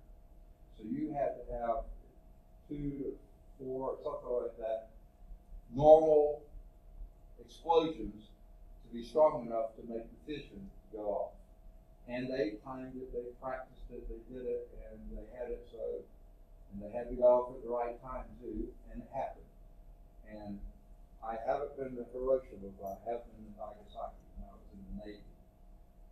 And you can go to one vantage point and look up, and you see this huge pit in the ground. It used to be a city, and it's no longer a city. We made it into a park now. It is incredible. Okay. So how do you make this fusion happen? You have to have 2 or 3 fission bombs go off just right to have enough energy to force 2 hemispheres of hydrogen to go together with enough energy to make fusion happen. So, this is one of the most powerful reactions that we know about anyway, fusion. How in the world does that happen in a star? Okay? We're going to hit that right over there. Okay? Before we do, let's pause and go back to our sun. Remember in the core concept, we said our sun was big star, small star, average star. Average star, average brightness, average heat, just middle of the road star. Okay? An average star, but it's our reference for understanding other stars. So bigger stars are bigger and hotter and hot, more light and stuff like this. Smaller stars are cooler and right, we'll talk about that. So now let's get back to this. What's the origin of stars? Well, all over in space, this is something I did not understand before, basically, I started reading the text. If you would have asked me what space was, I said space was basically completely void. Nothing there. Not true. There's always stuff in space, including these gaseous nebulae. Okay? Now, it's sort of hard to really specify because at any particular moment we're right in the middle of time. Okay? Hundreds of thousands of years have happened before, and things are going to happen later. But at any point in time, somewhere out there in space, you have these huge clouds of gases. Okay? And those gases are mostly hydrogen, that lightest gas in our periodic table. 1 proton with 1 electron floating around. That's all, folks. That's all that makes up hydrogen. Now, occasionally it'll have a neutron or 2 neutrons, but usually it's no more. It's either 1 to 3 particles in the nucleus and 1 little electron floating around it. That's all. That's what hydrogen is. The lightest, smallest atom in the universe. Okay? But you have literally tons and tons of tons that spread out over a huge area of space. Okay? Now, I can almost hear your question. How did it get there? Okay? How it got there was sometime earlier, a star exploded and blew these clouds of gases out into the atmosphere, into the space. So the clouds are just hanging around, having been blown out there many thousands of years before. Just hanging there. Now, so you have this huge cloud just there. Something comes along as a shock wave. Now, I can hear you now. What? What could cause a shock wave like that? I don't know. Maybe another star exploded somewhere. And some shock wave made its way hundreds of thousands of light years across and just happens to hit this cloud of gases. And what a shock wave does, just like my voice wave, if you hold your hand in front of your mouth as you're talking, you can feel little pulses of breath. Well, that's a wave. That's a shock wave. If I yell real loud, it's a bigger shock, okay? But this is much bigger than that. This comes along and compresses some of those gases together. Expands others, but compresses others. So what happens then, those shock waves, okay, let me back up a little bit. Now, this is a little timeout here. If you'll notice in your book, here in Alabama, Physical Science 111 starts in the middle of the book and goes to the end. And Physical Science 112 starts at the beginning and goes to the middle. Okay? Why? Well, because they're assuming in the last half of the book you've already had the first half. So I'm not going to make that assumption. When I need to, I'll go back and supply it for you. And that's what I'm doing now, backing up. If I ask you, what are the phases of matter, would you know what I'm talking about? In the old days, we used to say the states of matter. Would you know what I'm talking about?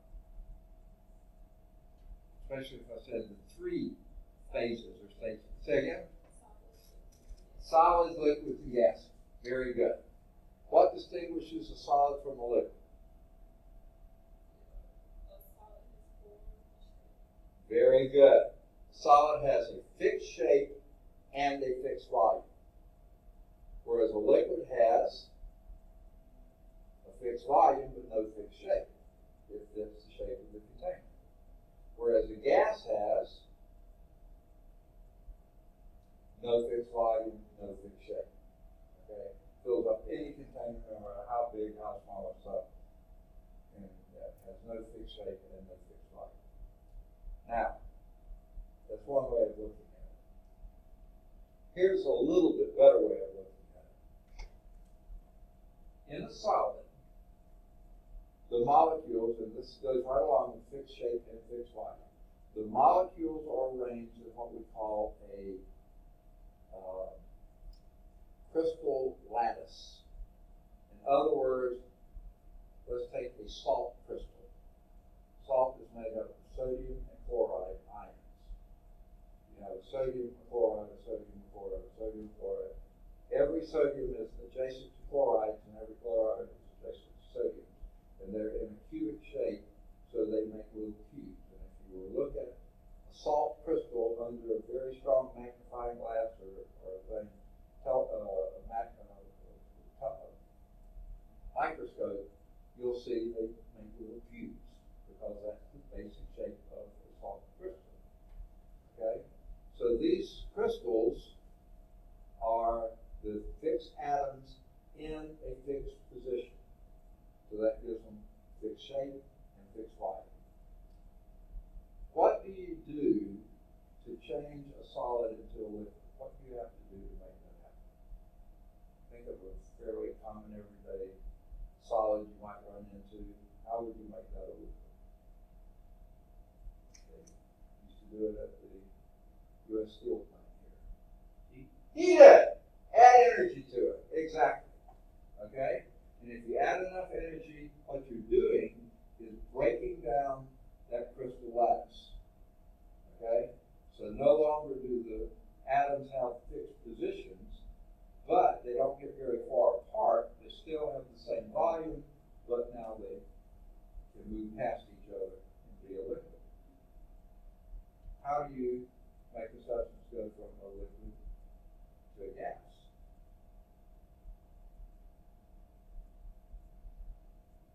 Think of boiling water over your stove. Add more energy, exactly. Okay? And now what you've done, see, there's two types of attraction. One is the attraction of a fixed position that's in a solid. The other is just the attraction of light. You know, they call it cohesive forces. They tend to stay close to each other. That would be a liquid. Solid two, they're in a fixed position. Liquids are just close. When you heat it up enough, then you break that force of cohesion, and now they float around completely independent of each other. Every now and then they may glide, but then they just go their merry way. They bounce off each other and keep going. Whereas a liquid, they stay close. A solid, they stay close in a fixed position. Now there is actually a fourth state of matter. That's a plasma. Guess how you get there? Add more energy. Heat it up some more. Add more energy to it.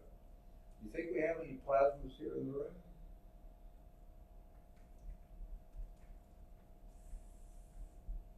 In those light tubes, in the fluorescent tubes. What's happening here is you have what happens when you add more energy, not necessarily heat, but just some type of energy, to a gas. And so it either throws off an electron or picks up an electron.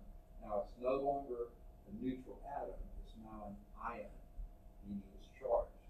Either positive charge if it threw off an electron, negatively charged if it picked up an electron.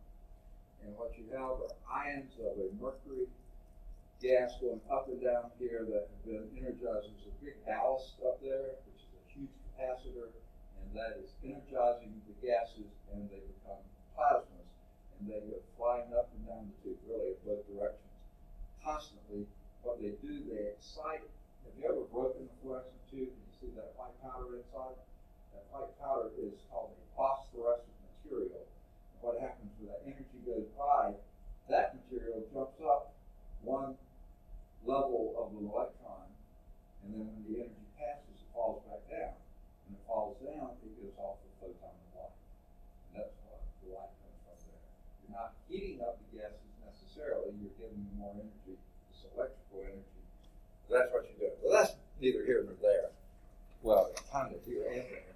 But, so what you have here is this gaseous nebula. You have these molecules of gases just float around. They may bump into each other once every few years or something like that, but they're independent of each other. But when this shock wave comes, whatever caused that, some star exploded somewhere or something like that, it forces them close together.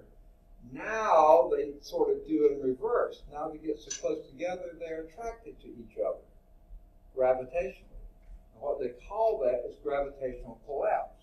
Whereas these atoms are just floating around, not interacting at all, when they got forced together by that shock wave, now they kind of stick together like water molecules did before you're coming back down. And they cling together, gravitationally attracted. Now they take up less volume. They were just all over the place. Now they take up less volume. That's why they call it a collapse. Gravitational collapse. Well, what happens now is, now you've got a bigger mass of gases. So now they're stuck together on that gravitational collapse. So now they have more mass, and they start attracting other atoms of those gases in. So gravitational energy is released in the higher temperatures and pressures. Well, what's happening there, as they come together, now they're still moving. They were moving always out here, but now they're moving real close together. And what happens when you move things close together? What happens when you rub your hands together like this? Say again? Okay, and what kind of energy do you feel when you rub your hands together? Do it. Yeah, they get hotter, don't they? Well, then this gravitational energy is released in the higher temperatures and certainly higher pressure. Pressure is force per unit area, and since they're stuck together, they have greater force per unit area. So higher temperatures, higher pressures. So this keeps happening, and they bring in more and more atoms because the mass gets bigger, it attracts further. A larger thing has a greater gravitational attraction than a small object, okay? So it keeps bringing them in. They're getting hotter and hotter and hotter. Well, at some point, they get so hot in the core, in the innermost part where they're closest together, they're still moving and they're hot. And guess what happens when something heats up? It moves faster. So not only as they're heating up, as they're getting closer, as they heat up, they move faster. Now they bounce against each other with more energy. They get hotter. I mean, it's kind of like a chain reaction. That's what those hemispheres of critical mass do. Okay, they're getting hotter and hotter, greater and greater pressures, and then you move to what they call a protostar. That accumulation of gas that gets so hot, mostly hydrogen. I mean, so incredibly hot in the core, and so much pressure in the core, it's just like those fission bombs going off around the hydrogen bomb, and you have fusion. The hydrogen starts fusing to helium. Okay? The accumulation of gases that will become a star is called a protostar. Not there yet. It hasn't started fusing yet, but it's getting hotter and hotter, getting close to that. So at the core, very, very hot, the most dense region, the nuclear fusion releases gamma and X-ray radiation. So when that fusion occurs, it's just like the nuclear bombs, okay, the atomic bombs, literally they explode. The energy starts forcing things out, okay? And this radiation just starts moving outward, okay, near the speed of light, okay? But gravitation is still trying to pull it inward, okay? So you have what they call a radiation zone. The core down there, that's where the fusion is happening. The radiation is pushing things out. That's in the radiation zone. The core is where the fusion is happening. The radiation zone is around that. The radiation diffuses outward over millions of years. I mean, these stars are big, so it's diffusing outward. And then you get a convection zone. When they're diffusing outward, right near the core, they're very, very hot. And as they fuse outward, they start losing some of the heat and energy. So now when they lose heat, they get denser and they come back in. So you have convection. And that's exactly what convection is. Warm air rises, warm radiation rises, and cooler radiation contracts back again. That's your convection zone, structured by the hot material rising from the interior, cooling and sinking back, and then going through it over and over and over again. The upper reaches, that's the visible surface of the star. It really doesn't have a surface, so to speak. It's just what you see. So your core down here, that's where the fusion is happening. The radiation zone is pushing outward, and then your convection zone is here, where it's hot on the inside, rising, but then cools on the outside, comes back in, and it just starts these turbulent reactions here, and that forms your star. That outermost part that's still hot enough to incandesce, in other words, to give off light, that's the outer part of the star. It's not a surface by any means. You can't walk on it. You don't want to be there. It's radioactive, but that's what it is. Now, the sun's surface temperature, and what size star are we? Average, medium star. That's about 5,800 K. What in the world is a K? Anyone know? Second, Kelvin, exactly. We mostly, if we're measuring temperature, we use what scale? Fahrenheit. Okay? Now, give a number of degrees Fahrenheit is equal to some other number of degrees Celsius, you know exactly what we're talking about.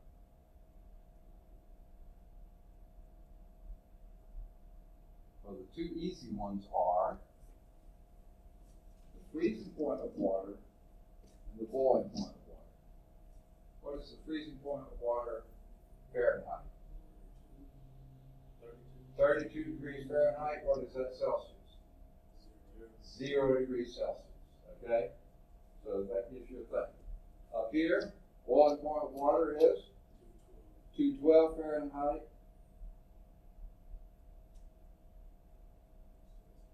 100 degrees Celsius.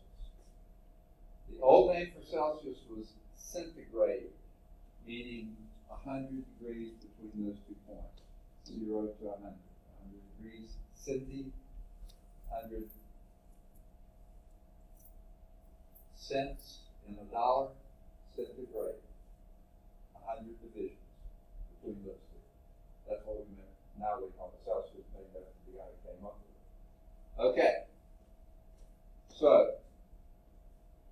we got 0 degrees Celsius, which is the freezing point of water. This is jumping back to the first half of the book that y'all haven't had, so I'm trying to give you context for it. What happens to a gas when you heat it up?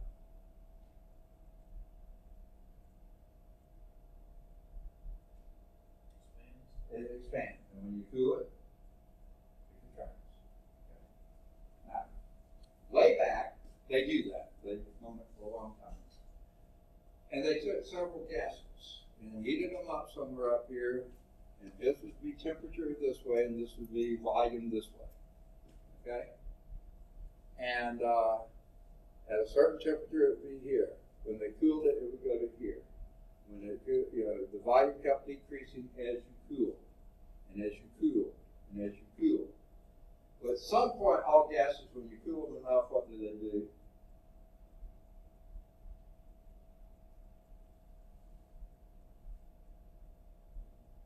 If you had ice water in that container right there, really full of ice water, and especially outside today, set it outside for just a short time, what would you find on the outside of that?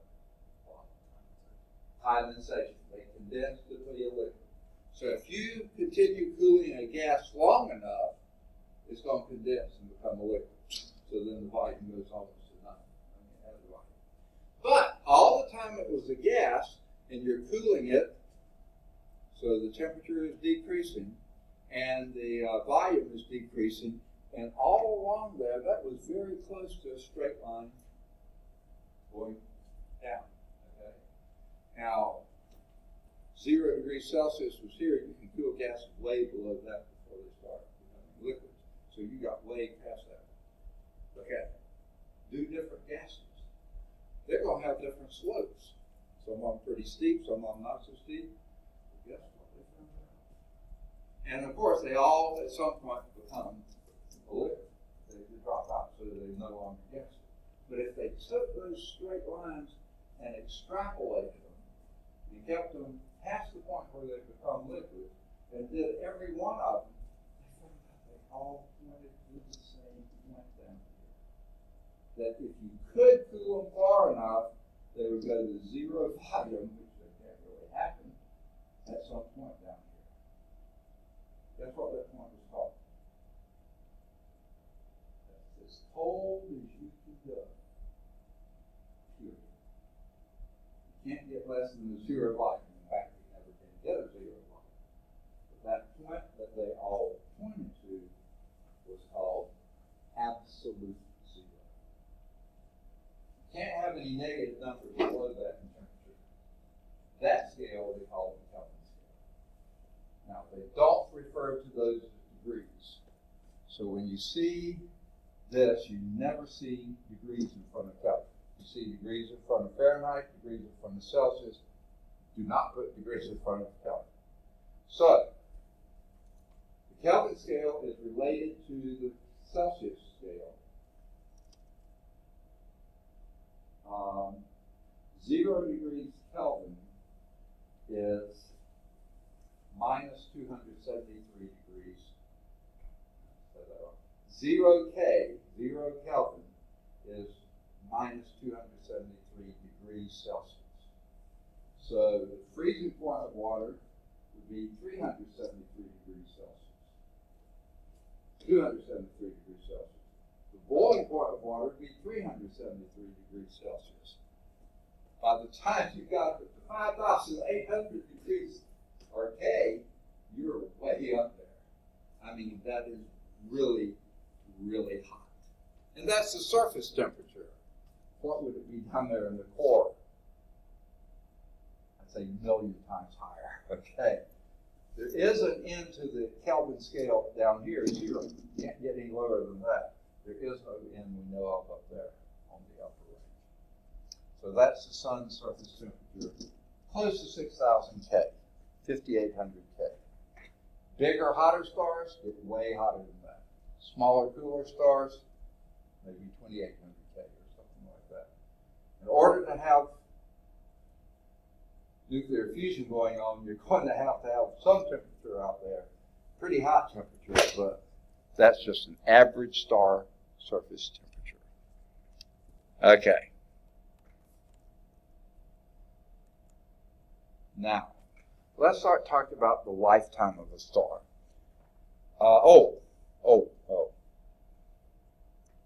Now, I don't know if you've noticed this yet, Brian, or not. They have in the text these examples, 14.1. Next to the Big Dipper, which is really easy, and it's not really a constellation, a group of stars to pick out. My next favorite group of stars in the sky is Orion. Y'all know what Orion looks like? He kind of looks like a man.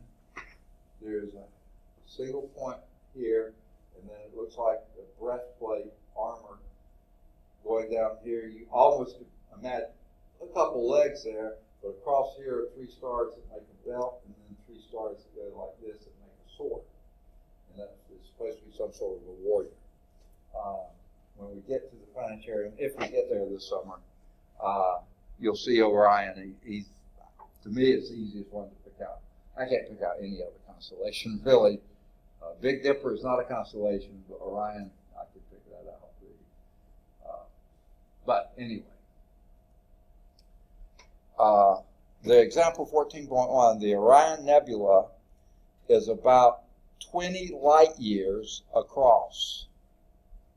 Now remember, we said a light year was several billion miles, and 20 of those would be trillions of miles across.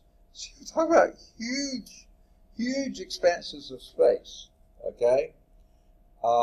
Enclosing roughly a spherical area with a volume of, and it gives centimeters, and then it has you calculate how many stars and the density and things like that.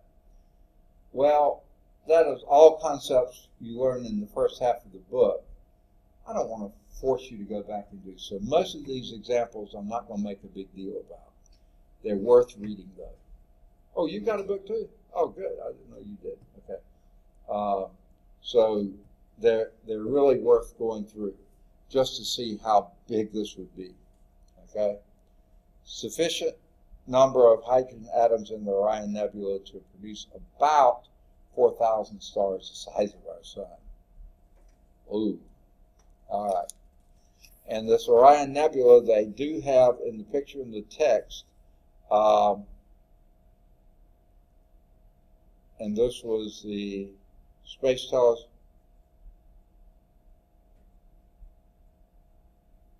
I don't know, I was going to guess this was a Hubble photograph, but it doesn't specifically say that, so I don't know for sure. But there is the Orion Nebula, okay? Cloud of gases, massive gases. And I mean, you hear people talk about, oh, that's really nebulous, meaning you haven't really gotten very coherent here, and that's what they meant by nebula. They're just gases floating around there. Only when that gravitational collapse do you start getting matter. Okay. So, let's now get to the concept of, I keep looking in the book and realizing I skipped over it. Okay.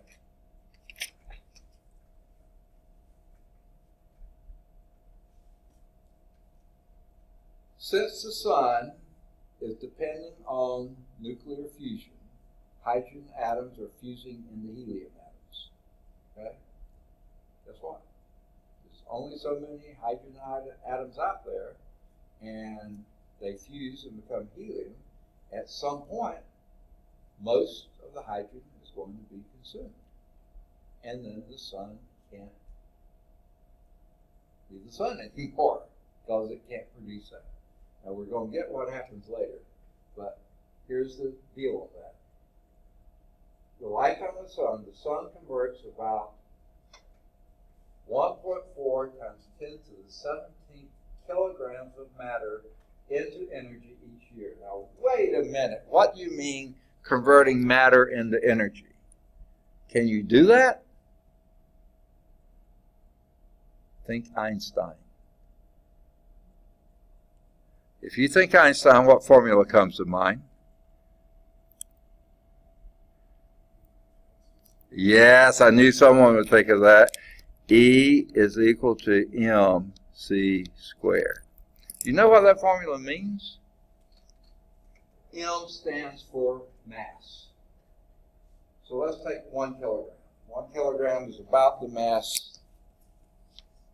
This book may be a little bit more than 1 kilogram. About 2.2 pounds.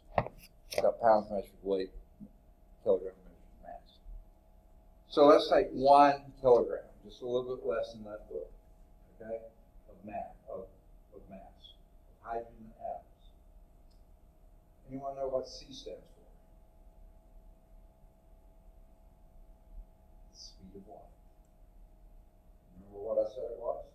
About 186,000 miles per second. If you want to get that in SI units, you understand the different forms of units. Again, this is all done in the first half of the book. SI is basically metric. So the unit there would be in meters per second, not miles per hour. And since a mile contains about 1,600 meters, okay, if y'all watch the Olympic races, what used to be one, remember the old football fields and you had the track around it? 4 times around that would be a mile. So each time around was 440 yards. That's about 400 meters approximately. So 4 times around is about 1,600 meters. So 1,600 meters, okay, this is 186,000 miles. Multiply that by 1,600, be a really big number. That's going to be the speed of light in meters per second. No, I still have to get from hours to seconds. So it changes, but it's still a huge number. If you have your books, look at the front inside cover of your book, and you'll see physical constants. Speed of light, next to the last one, basically 3 times 10 to the 8th meters per second. That's 30, it's the page right before the one there. Don't you have a page right? Oh no, yeah, a little bit further to the front. Is that the very first page you got? You don't have an inside cover? You have a cover for your book like this? Oh, you don't. The very first page you got is that page? Oh, you got this page. Okay, it didn't send the cover. So I bet y'all did y'all have the periodic table at the end? That irritates the fool out of me. To me, that's 2 of the most important pages in the book, the inside front, back, and the inside front. No, you don't have it. If they didn't give it, you don't have it. Now, you do have it in chapter 8. You'll find the periodic table, but you don't have this thing. I'll give it to you. 3 times 10 to the 8 meters per second. Now, in terms of numbers, not scientific notation, 300, 000, 000, that's 300 million meters per second. 300 million meters per second. Multiply that by itself. That gives you 9 times 10 to the 16, which would be 90, 0, 0, okay, 0, comma, 0, 0, 0, comma, 0, 0, 0, comma, 0, 0, 0, comma, 0, 0, 0. Okay, I don't even know what number that is. Multiply that by 1, and you get that. That's how many joules of energy. An enormous number. Okay? Enormous number. 1 gram, 1 kilogram produces, that's, I'm just going to guess right off the top, enough energy to light the city of Birmingham for several days, I would think. It's an enormous amount for 1 kilogram of hydrogen. So you have that many kilograms of matter changing to energy every year, you're burning that stuff up awfully fast. But you got so much of it to begin with. That's about close to 3,000 SUVs, big SUVs, 2-ton SUVs. No, that's 3-ton SUVs. Okay? That's how much mass you're losing every year from the sun. But guess what, folks? It's not going to last forever. So we think the sun was born about 5 billion years ago. That's when its gravitational collapse happened after some sort of thing. Hit a massive nebula of cloud of gases. So it started about 5 billion years ago. We think there's enough hydrogen there for about another 5 billion years. So I don't think we have to worry about it. We're going to live our lifetime well before 5 billion years. Okay, the lifetime depends on the stellar mass. Okay, you tell me, bigger stars more mass, bigger stars less. Longer life or shorter life? Which would you think?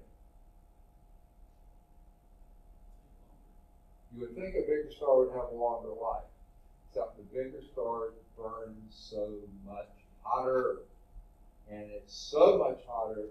The larger, the less massive stars have the longer lifetimes, the more massive stars have the shorter lifetime.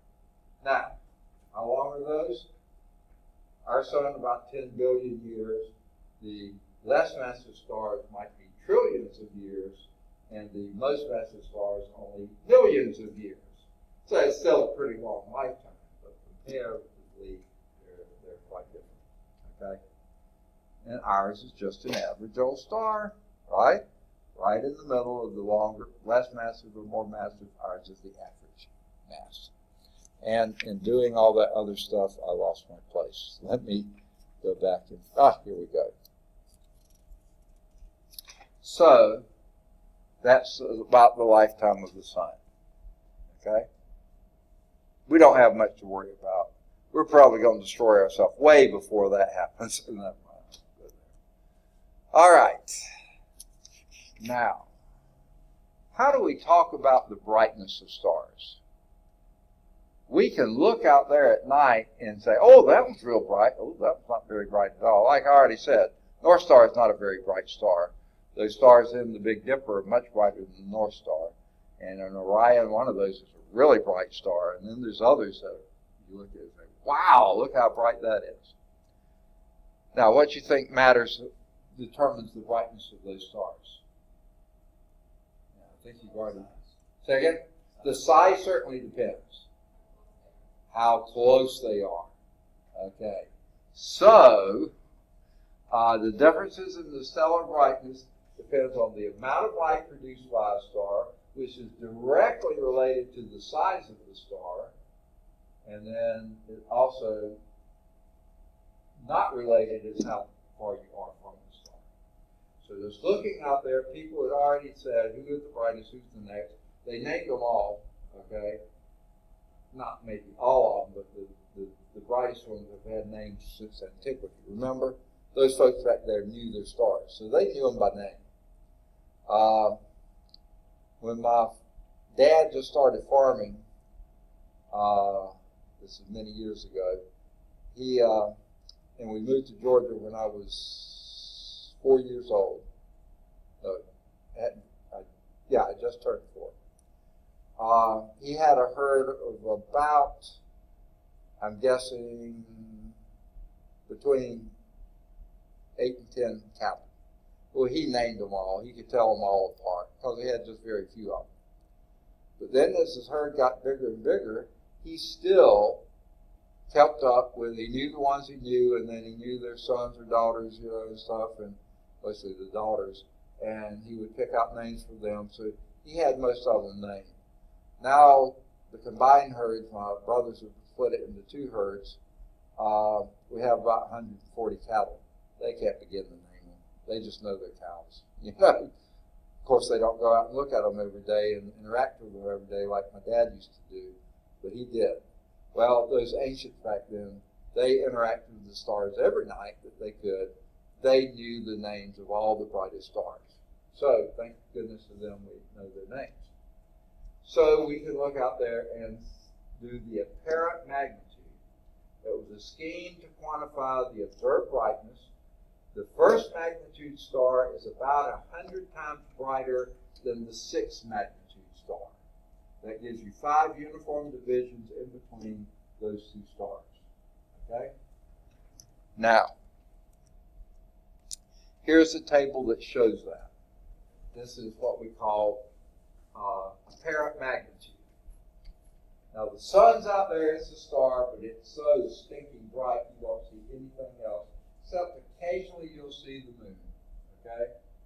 And still it's pretty dim when you see it. So the sun is up there, and why they put minuses for the brightest and pluses for the dimmest, I don't know. But that's how they do it. So it's a minus 25. A full moon, which you'll seldom see when the sun's out because it's opposite time, but you might see it just in the summertime. You might see a full moon when it is. It's down here about minus 12 or so. The sun's minus 25, full moon minus 12. The brightest object in the sky, except for the sun and the moon, is not a star at all. Okay, well, the moon's our closest neighbor. What's our next closest neighbor than the moon? Venus. Venus is the planet that's right next to us, toward the sun. Mars is next to us this way, but it's further out and it's smaller. Okay, so Venus is the next closest. Except after the sun and the moon, the next brightest thing is Venus. The next brightest is that other one, Jupiter. Now, Jupiter is past Mars, but Jupiter is so incredibly much bigger than Mars that it's a lot easier to see. A lot easier to see. Now, after that, you finally get to the brightest star other than the sun, and that's Sirius. Are you serious? Yeah. Okay, it's spelled differently. S-I-R-I-U-S. And isn't that what they call the radio program? The station you line into, Sirius? I don't know. My father-in-law has a thing of Sirius, named after the star. And then there's several other stars that are in there. They only do a few of them. The Andromeda Galaxy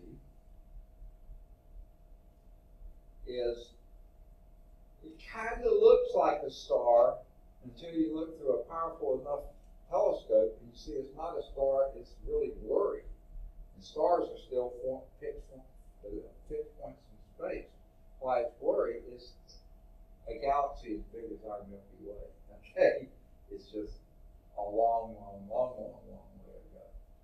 Well, Sirius is right at 0. Okay? And then to the very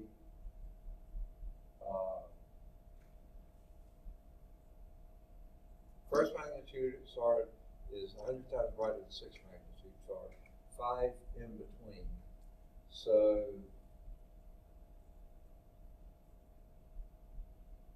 right here, the faintest star you can see with the naked eye is a magnitude 6.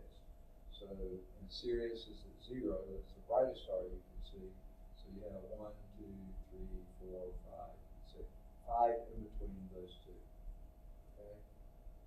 So, Andromeda Galaxy is in there around about 3, I would say. The faintest star that can be seen with the naked eye is 6. Now, if you have a good set of binoculars, you could go up to 10.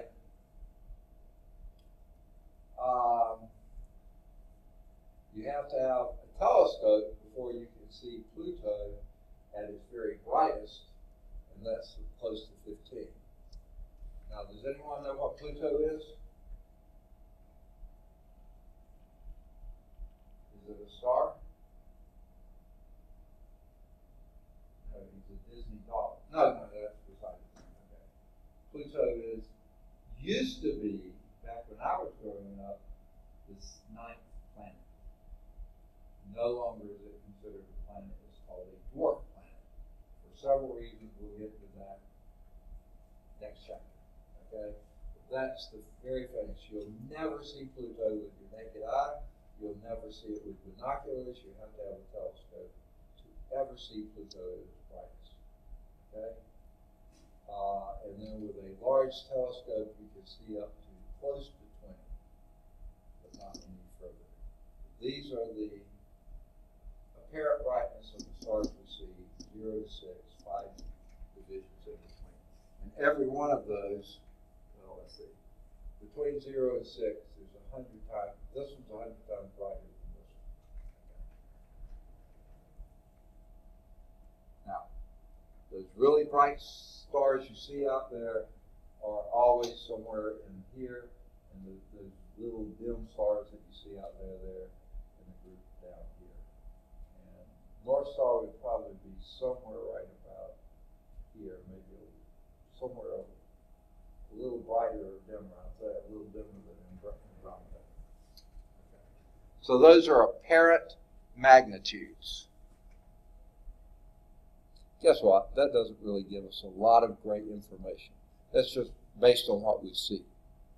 We don't know beams about the amount of light being produced. We don't know how big they are, and we don't know the distance. Now, I kind of said this wrong.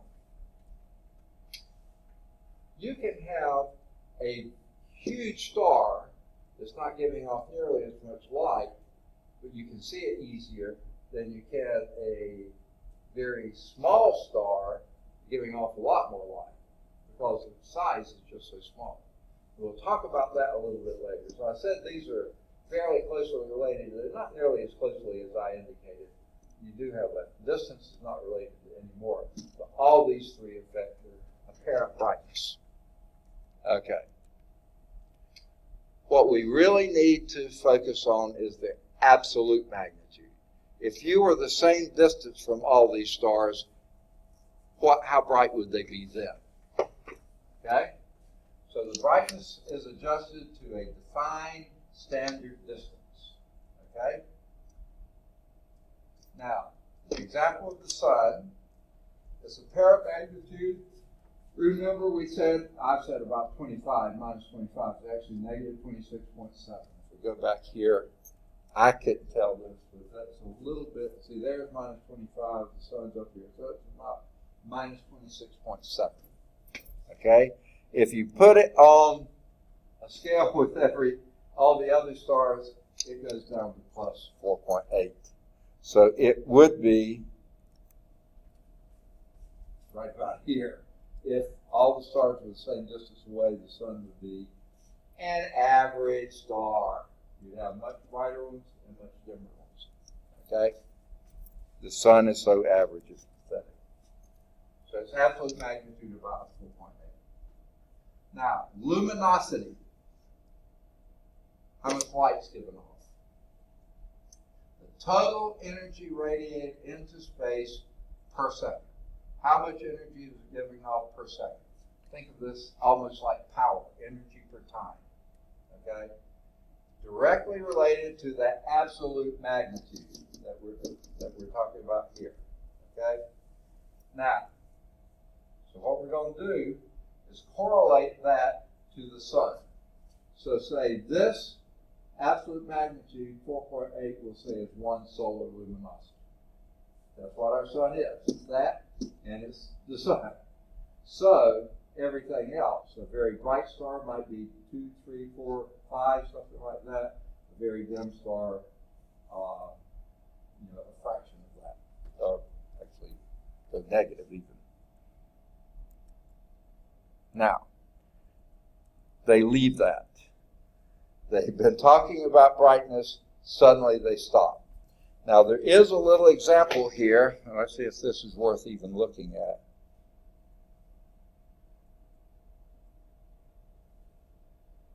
Yeah, it kind of is, but I think it's something. There's an equation 4.1 on page 358.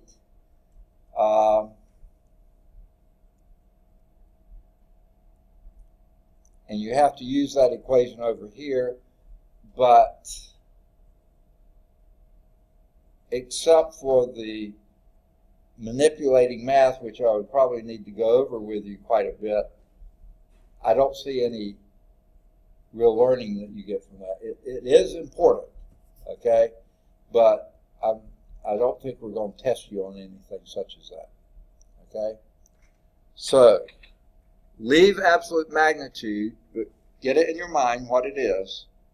Now jump to another, as my mom used to talk about her mother. Her mother could get off onto a subject and just grind it to death. And she had an aunt who was not that much older than her, but somewhat older.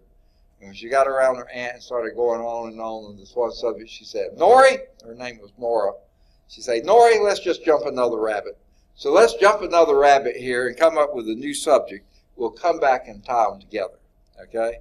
And this is star temperature. Now remember we said a bigger star and a brighter star, that amount of energy given off, they're not always the same, because a big star can give off a little energy because it's so big you can see it better. Okay? So star temperatures, one way we talk about them is in colors.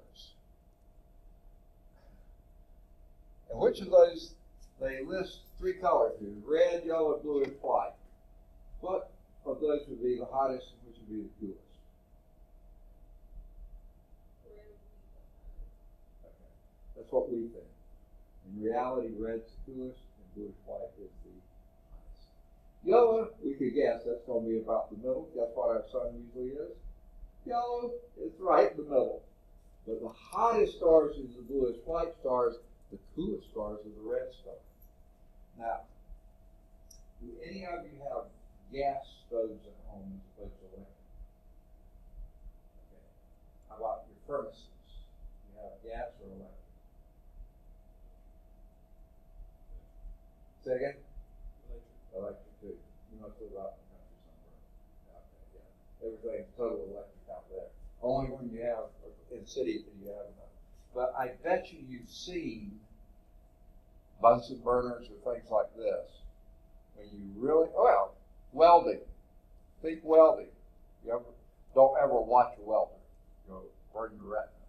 But what flame do you usually have? Not a red flame. Red flame is in the fireplace, and that's hot. But when you're welding something, that's bluish white. I was going to say, if you have a gas stove or a propane cooker or something outside, you can light those are blue flames. Those are really, really hot. The red flames, compared to those are much cooler. The yellow is in between. That's our sun, right in the middle. The color is related to the surface temperature. Now, here they jump almost another rabbit, but it's related here. Black body radiation curves. The red are the coolest stars, the blue are the hottest stars, the yellow is in between, the middle average stars. Okay? Let's look at these radiation curves. Okay? A rainbow splits white light into several colors, right? And if you know your little acrostic there, red, orange, yellow, green, blue, indigo, and violet. There's really no indigo, but yellow. That's Roy G. Biv. Red, orange, yellow, green, blue, indigo, violet. They put indigo in there so you can spell it Biv. Okay, whatever Biv is. The highest energy of those colors is the violet. The lowest energy is the red. Okay? Because below that, you get into infrared of Above this, you get into ultraviolet. Ultraviolet gives you skin cancer, sunburn,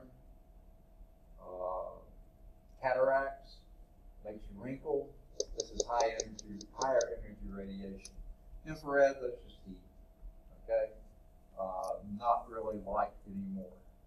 Okay? Now, energy and wavelength are inversely related. Energy and frequency are directly related. Okay? As you go up in wavelength, you go down in frequency, and vice versa. So a higher wavelength would be a lower frequency and lower energy. So your highest energy are up here. Okay? And when you have lights that the peak is here in the violet or even ultraviolet range, very high energy. That would be 10,000 K. Near the center of the spectrum here, that would be close to 6,000 K. Down here would be 3,000 K.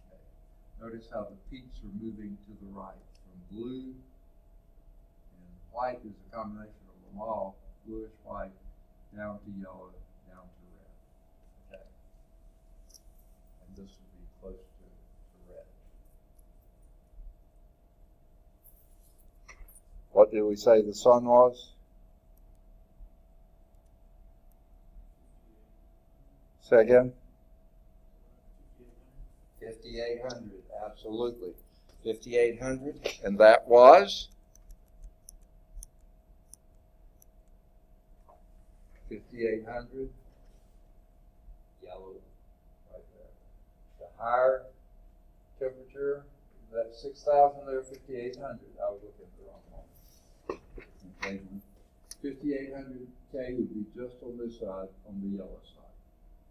Cooler would be down here around 3,000 K, and up here, the very hottest would be up near 10,000 K. They would be the violet and white. Okay, blue. Those are the hottest. Okay? Now, that's by color. They also come up with these letters. And for the life of me, I can make no sense of the letters. Okay? With the O being the hottest, M being the coolest. Okay? B also very hot, A very hot, F not quite as hot. The sun, I'm pretty sure, is in G. We'll see that in a minute. K is cooler yet. M is the very coolest of the stars. The M would be around 3,000 K.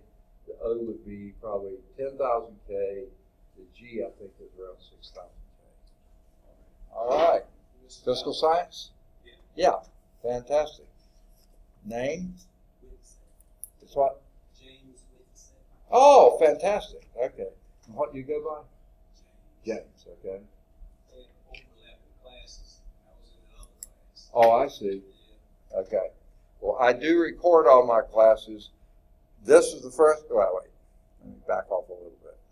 Last Thursday, with I only had 4 students here, and you were the 5th paid student, and I thought they're not going to let it run with this.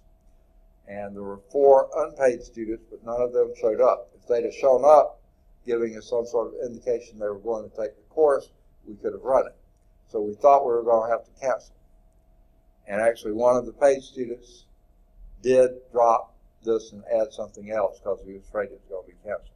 Well, it turned out that one student sort of needed it, to graduate next term. And so they decided to go on and run it. Yeah, and you do need it. Well, I'm glad we didn't get rid of it. Okay.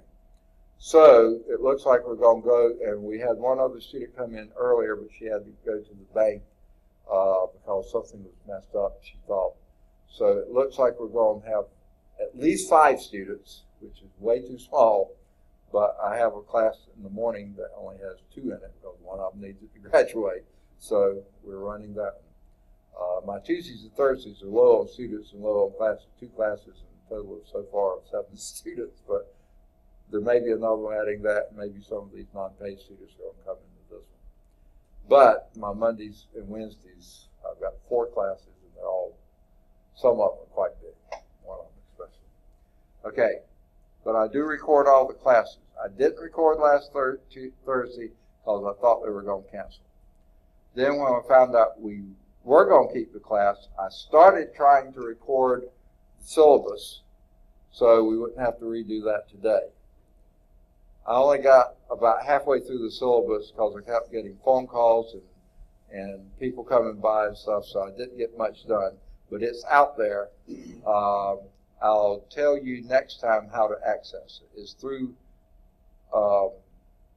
YouTube, but I don't have the link out there yet. I thought I did, but when I checked it today, it's not there. Then today, before class, I finished going through the syllabus and went through the research paper requirement. So that's out there. That's the second file that you'll see. And then the third one will be the one recorded today. And we finished talking about my locator card and then also about safety. And there weren't any slides with it, but just safety. And then I got started on the chapter. So after today, this will be uploading probably overnight. I'll leave it down in the office and let it upload as long as it will. And if it doesn't get uploaded overnight, then I'll continue it tomorrow while I'm teaching my morning class, and it'll upload then. Then I got to move it to the playlist, so you won't be able to see it until probably Thursday sometime. But hopefully in class on Thursday it'll be there, and I'll explain it to you. Okay, and every day is going to be this way. You're going to come in about now. Okay. All right. Well then, so you'll be missing the first part, but picking up the second part. So be sure you go to and visit on YouTube. All right. We're talking about star temperature. We already talked about star brightness. Apparent brightness, that didn't really tell us much, but absolute brightness, that did tell us something, but we sort of left that. Now we're talking about the temperatures, and think coolest are red, medium or yellow, and warmest are bluish, and that would be up toward the violet range. But then when you do this, these are your blue to white stars here, your yellow stars here, and your red stars down here. So, and again, I was saying, where they came up with the letters, I do not know. O brightest, mystery. B next brightest, mystery. At least from here on, they're alphabetical. A, B, C, D, E, F, G, H, I, J, K, L, M, N, N, it's going down this way. But why are O and B are out here, I don't know. I'm not even sure they meant that to be alphabetical. It just happens to be just one of those things. Okay. Now, this is the breakdown that I was just saying. It may be hard for you to read from back there, but if you've got your text, this will be on page 360. Okay? So the O stars, the very hottest stars, are bluish. These are between, and this is even beyond the scale we saw before. See, this one, the temperature was 10,000 was the hottest. These are even hotter, okay? Very, very hot, okay?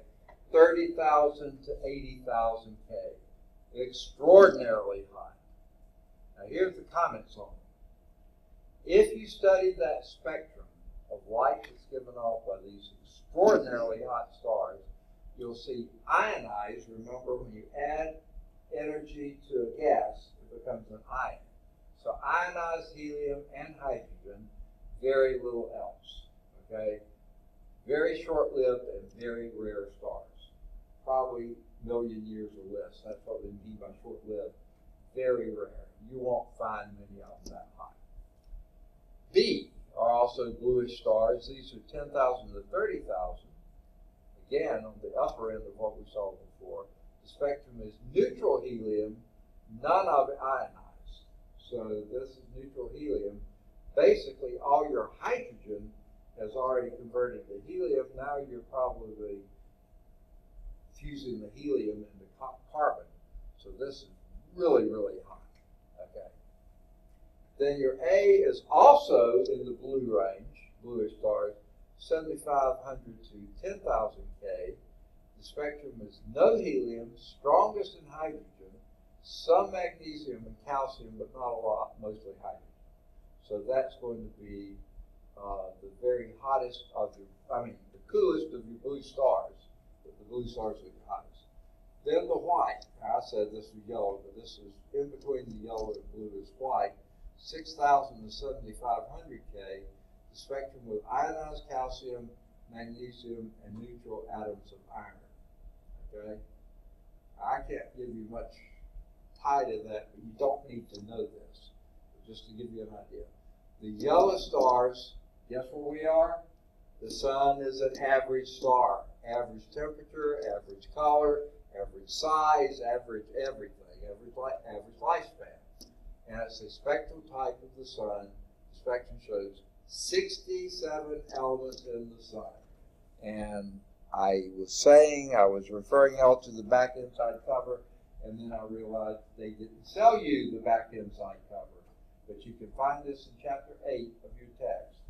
And when you look there and find it, the first 67 atoms here go down through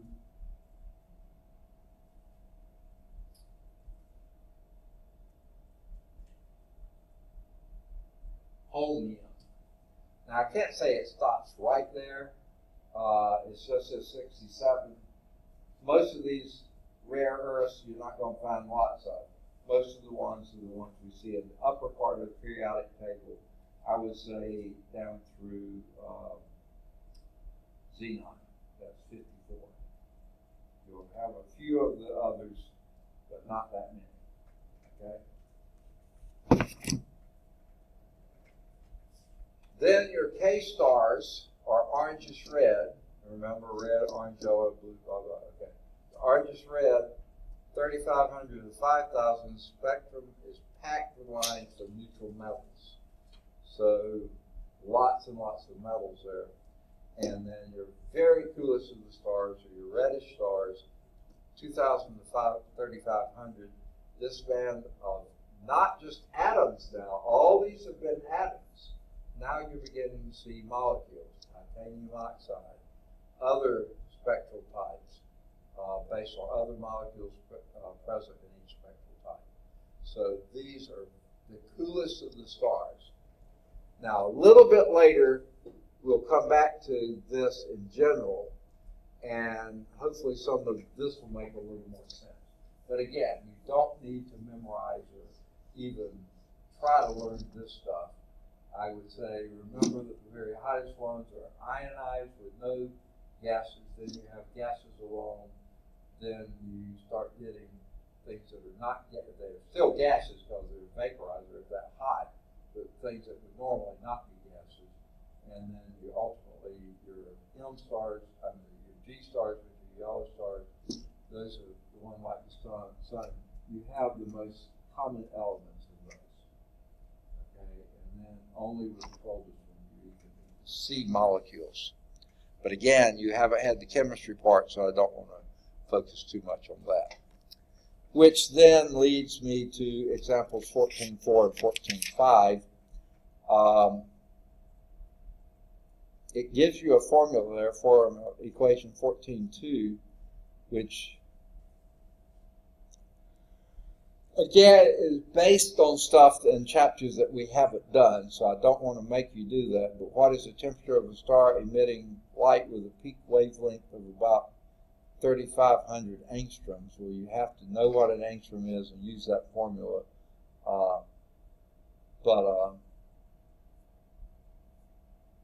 That would be a pretty cool star. Okay. Now, there's a concept applied at the top of the page here, top of the second column of page 360, seeing the spectra, and it has several things you can look at and what you'll be seeing there and what that means. So that's completely beyond what we're going to do, but it's still pretty interesting to read about. Now, why were we talking about absolute magnitude and then suddenly jump to star temperature, seems like the author is schizophrenic or something. I mean, just jumping around. Here's why. Star types. Okay? Now, we've already said, remember when I said you got a paper due, you can write about people, you can write about, the phenomenon. Here are two people. One's name was Hertzsprung, one was named Russell. If I'm not mistaken, Russell was from the U.S. Hertzsprung, I don't remember where he was from, Austria or somewhere, maybe not, I don't recall. I never read much about them, but those are two people you could write about if this is the kind of thing that interests you. What they did, they found out if they plotted the absolute magnitude of the stars on the vertical scale versus the stellar temperatures on the horizontal scales. Now, here's what they did. They put the hottest stars over here and the coolest stars here. So this isn't going increasing numbers this way, the numbers are increasing this way. This is your spectral type there. And they plot the absolute magnitude of the stars versus the stellar temperature, and each dot represents a star. Okay? Now, what you run into, you find that most of the stars in the middle part of their lives, and we call those the main sequence stars, they range from very high magnitude stars to very low magnitude stars, very hot stars to very cold stars, okay? But they're all within this snake-like part in the middle. They call it the purple. Lots of stars in there. Now, when you get to the stars that are generally pretty bright, no dim stars here, very bright stars, and very hot stars, very cool stars, these are called your giants. We'll talk later about what these giants are, okay? They're pretty easy to see because they're so big, but they're pretty cool. They're cold stars, they're not producing that much energy. These are called the supergiants. They are huge stars, massive, massive stars. And they run from very hot to very cold, but they're all extraordinarily bright, absolute brightness, okay? These are the supergiants. These down here are hardly visible, so their magnitude is very, very low. Absolute magnitude is low, but they run a pretty good gamut of temperatures, from pretty hot to fairly cool. A lot of them being on the hot part, and yet you don't see them much. Well, here's the deal. The main sequence stars, like I said, these are in their normal middle part of their lifetime type stuff. These are the ones in the process of exploding. These are the ones left over. Okay. Sometimes these can be quite hot, but they're very dim. They're called white dwarfs. Okay. These are in the process of exploding. They've gotten huge, but they haven't actually blown away their gases yet. So that's why they're so big. They tend to be on the cool side, except the supergiants run the whole gamut. Most of them on the cool side, but they're just so big is why they're so visible. These are so small is why they're not visible, but some of them are quite hot. But these are your main sequence stars. Now, again, we're going to come back to this later, and this will maybe make a little more sense. But I'm just pointing out a few things to you. Our good old average star, 4.8 Sun, average temperature star in the, we have been calling it a K star. This almost makes it look like it's closer to, it's in the upper K between G and K, but closer to K. There we are, right in the middle. We have some very hot stars that then would be very visible here. These are absolute magnitude stars. Very cool stars that are very low visibility just because they're not producing a lot of energy. These are big stars that aren't producing a lot of energy. These are huge, huge stars that can produce any amount of energy. These are very hot stars, but they're so very small you can hardly see it. Okay? Now, does anyone notice something about some of these names?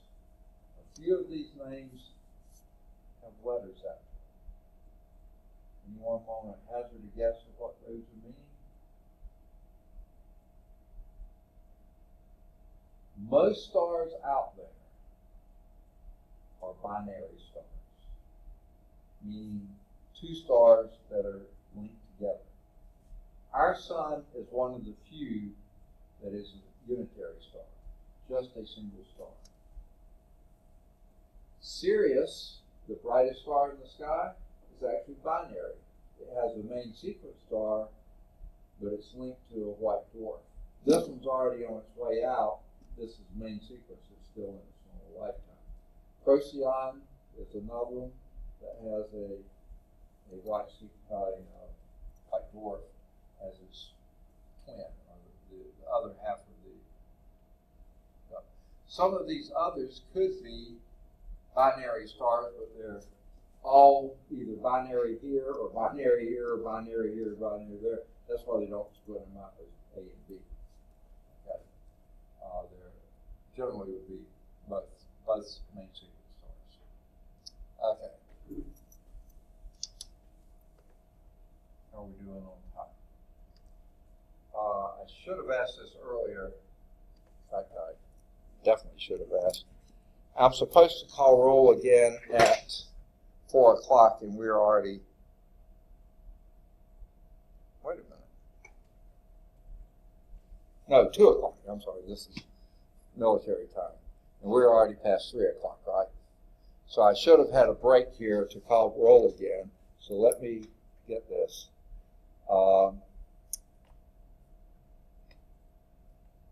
Ricky is still here.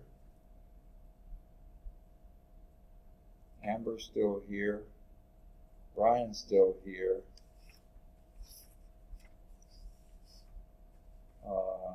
Shadon hasn't come back yet.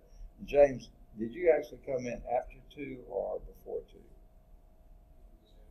After 2. So actually, you were here for the second half, but not the first. She was here at the very beginning, but hasn't come back yet. Okay. Do you need a little break? We've only got till 3:30, which not much longer. Can we make it? Just keep on trucking. Okay. So, these are a characteristic grouping. The main sequence stars are the stars in the middle part of their lifetime. They're just doing what they normally do. The red giants are on, they passed their prime. They've begun the process of deteriorating. They've gotten very large, but very cool. The novas, those are the supergiants.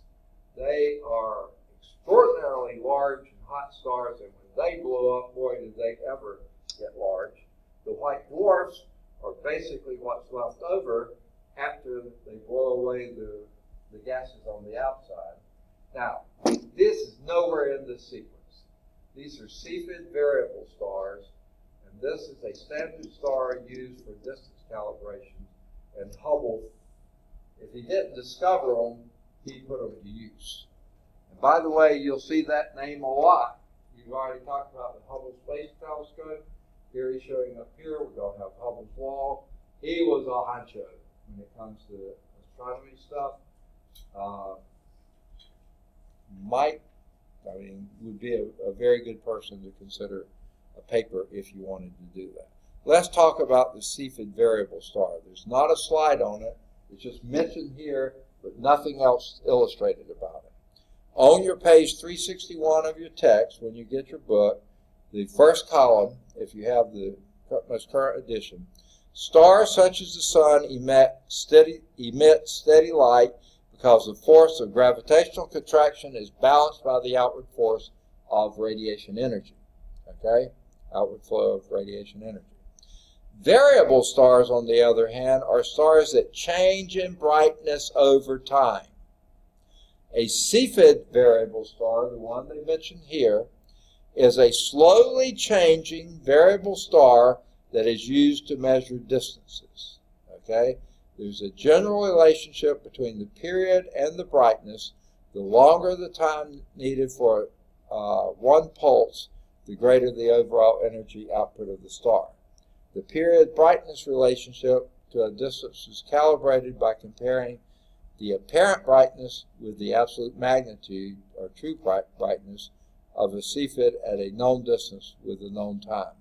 A lot of blah, blah, blah words I'm not sure are making a lot of sense to you, but using the period to predict how bright the star would appear at various distances allows astronomers to calculate the distance to a Cepheid given its apparent brightness. Okay, again, a lot of blah, blah, blah there. But that's what a Cepheid variable is, a star that is not constant. It gets brighter and dimmer, brighter and dimmer. Now, not larger and smaller, but I'm talking about its brightness.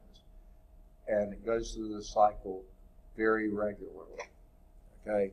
Slowly but regularly. Now, again, this new edition has these science sketches. The older editions don't or didn't. And if you're into it, you certainly take a look at those and talk about them. Now, or think about them. If there's something there you'd like to work a paper around, you could do that too. So I'll give you that as an option as well. What's that? Your papers? Oh, absolutely. If you want to write about a planet. Now, again, the book cannot be your outside source. You're going to have to get an outside source somewhere else. But you could talk about, just for instance, if this is what you're thinking, you could talk about the distance the planet is from the sun, its average temperature is, what its composition is, if it has an atmosphere, how much of an atmosphere, is there any possibility it can support life? You could talk about a whole bunch of stuff, but you can't get it from the book. You have to get it from an outside source or sources. Yeah, you can write on the planet. I've had a few papers on planets, and usually they do a pretty good job. So let's look at the life of a star. Now, we're not looking at the lifespan of a star, just what it goes through. Okay? Now, an earlier slide, we talked about what it was before it was a star. Okay? What did it start as? A mass of gases. Just big, huge, massive cloud of gases out there, but they're not anything but gases floating around. Then something happens, some sort of shock wave that makes some of those, forces them together, and once they get together, they kind of stick together, and now they start adding masses and pulling in more and more stars. Because the more massive they are, the more they have a gravitational field. That's what we call gravitational collapse. What was a big mass of gases now suddenly starts coagulating as a lump of gases. The density increases, the temperature increases, the pressure increases. So everything starts increasing. That temperature keeps increasing. The more stars they get, the center of stars get pressed tighter and tighter together, and they keep they bump into each other, the friction, everything else, they increase temperature, and all that increases more and more.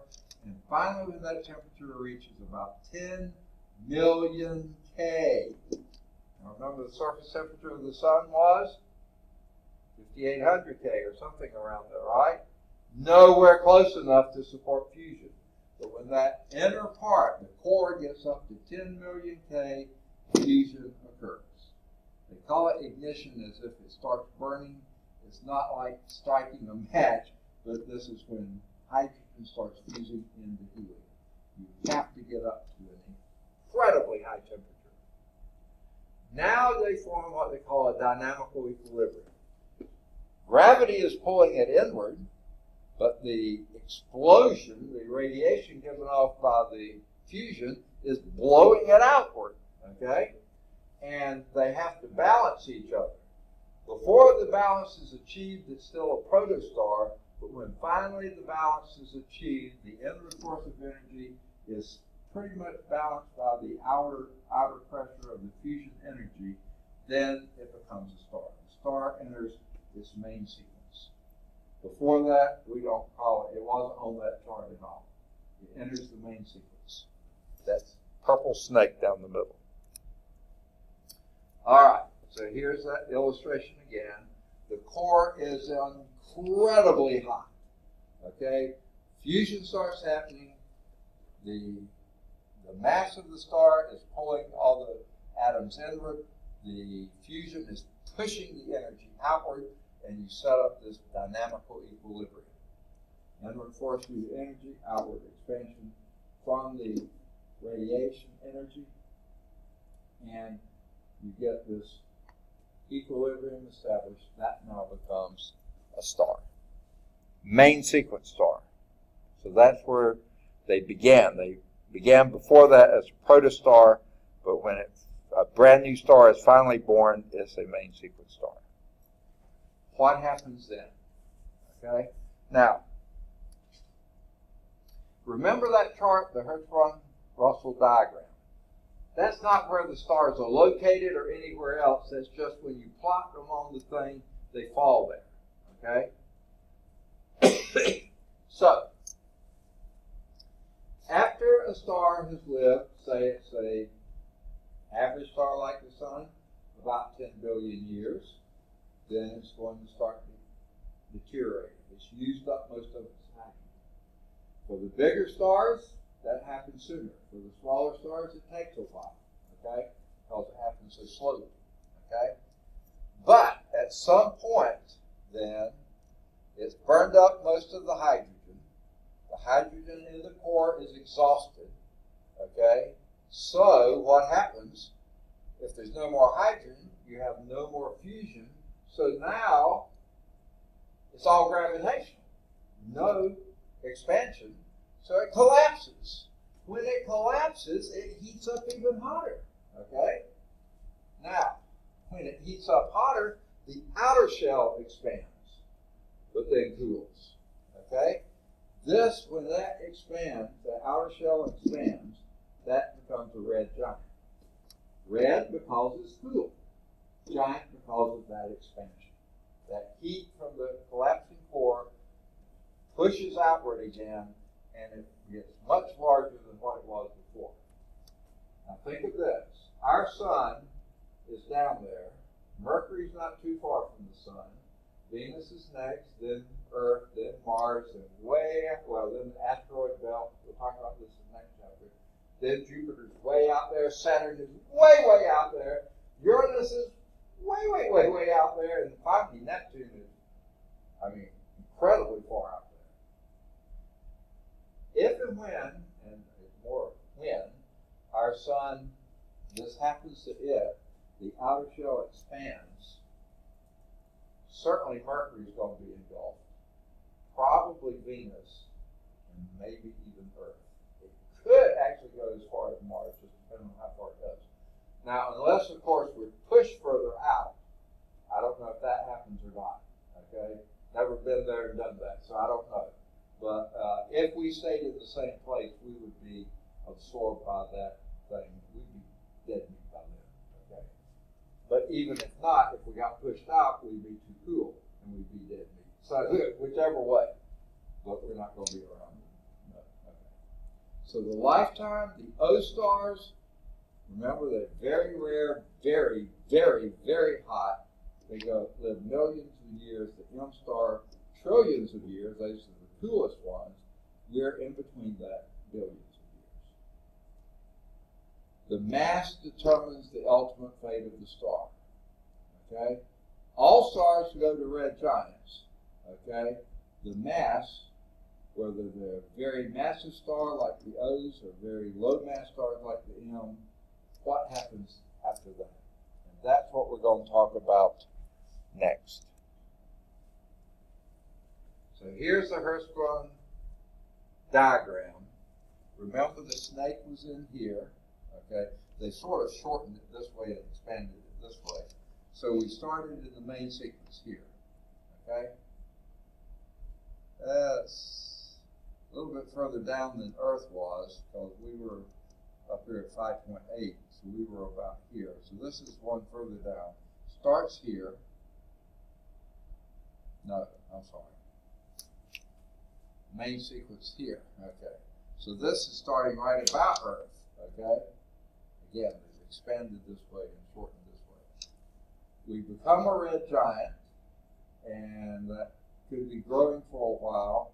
Now, if we became a supergiant, which I don't think we actually would, we would go up here and finally maybe even make our way over here, but then drop down to the white dwarf. So main sequence was in here. This is the red giants here, the supergiants here, and this was the white dwarfs down here. Not a very good diagram, but this is where you're tracing it across there. Okay? Same star, by the way. The mass determines the ultimate fate. Let's see how that plays out. The late red giant phase, that'd be somewhere up around here or there. I don't know, somewhere in here. The late red giant phase. Okay?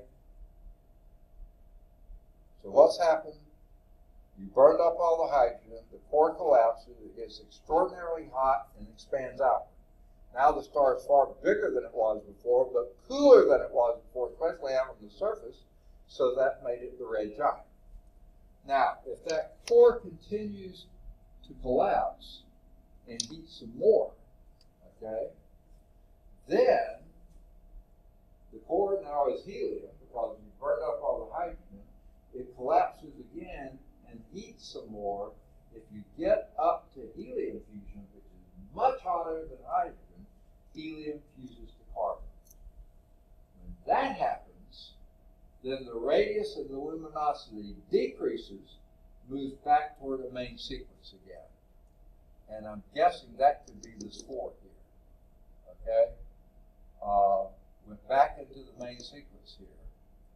But now it's burning, I don't want to say burning, it's fusing helium into carbon. Moves back toward the main sequence. Now, that happens to just about all stars. So let's start with the less massive stars. Okay?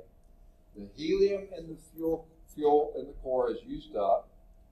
Now, helium and hydrogen fusion have completely ceased. The hydrogen used up a while back, helium you just done, so you've used that. The instabilities blow off the outer layers into that planetary nebula. Remember that very first picture at the core concept, the planetary nebula. That happened with the less massive star. You had all along in here, it was hydrogen fusing the helium. Then the core collapsed, expanded, became a red giant, and then the core collapsed again, or in the process of collapsing, helium fused to carbon. You went back to main sequence because you had fusion going on again. But then you use up all the helium, and it doesn't take as long to do that because it's hotter, and you don't have as much of it. And then it blows off the outer gases. That produces the planetary nebula. The carbon core contracts to be a white dwarf. And that's where it is down here. Okay. In time, since there's no more fusion going on, it's really hot when that contracts back, but no more fusion. So that white dwarf finally cools into a black lump of carbon. Okay, now, a few years ago, we had it here, I had a physics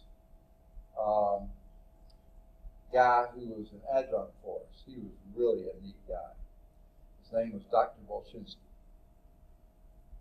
He was Russian by heritage, but I don't know if you know your history.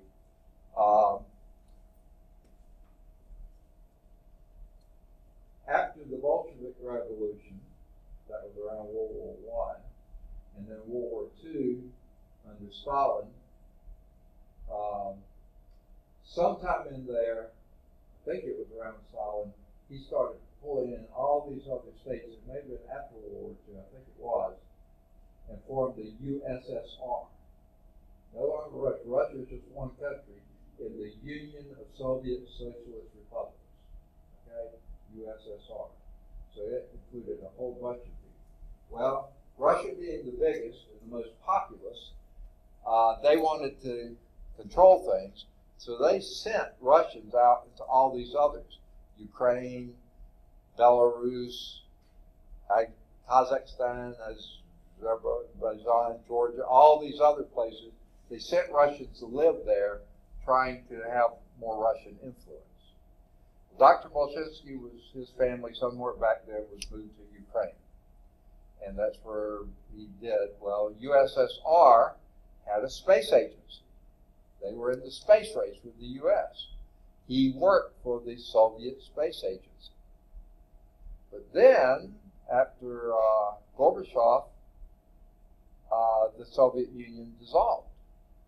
So they went back to being Russia and Ukraine and Belarus and Georgia and all these other individual countries.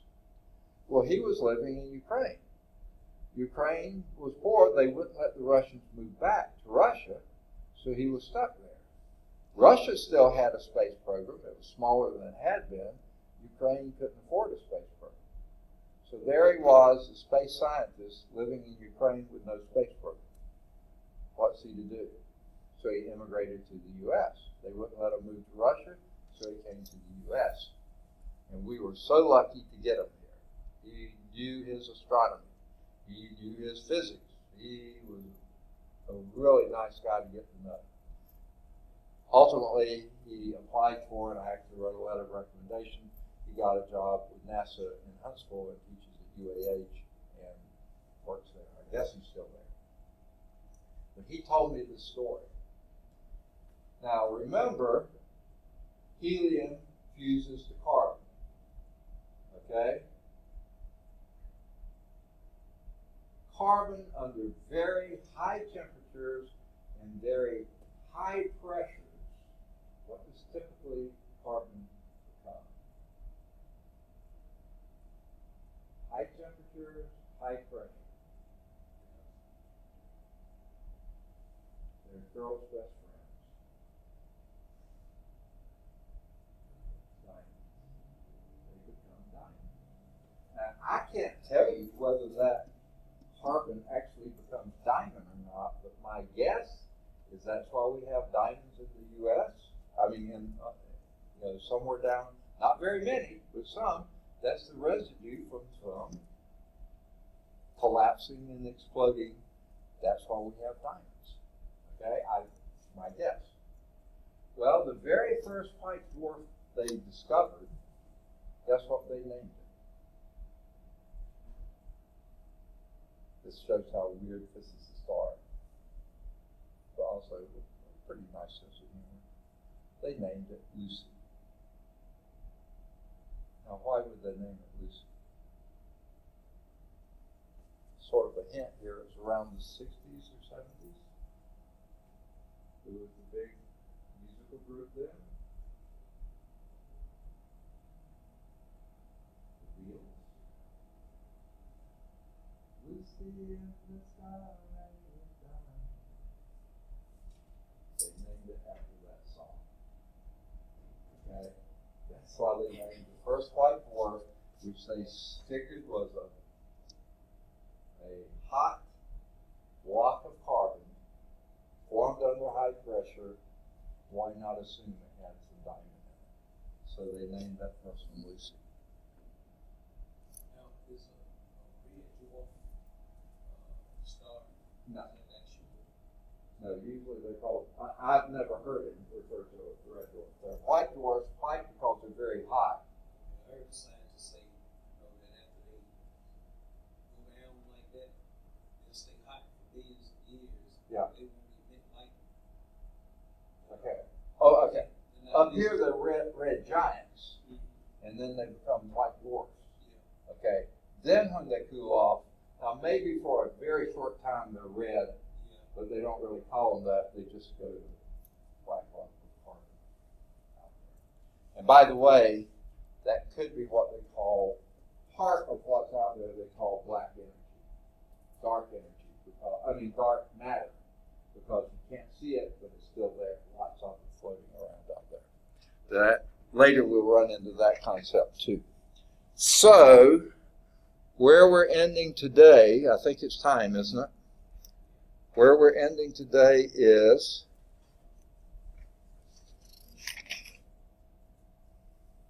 beginning of the end for the less massive stars. The next time, there, by the way, is that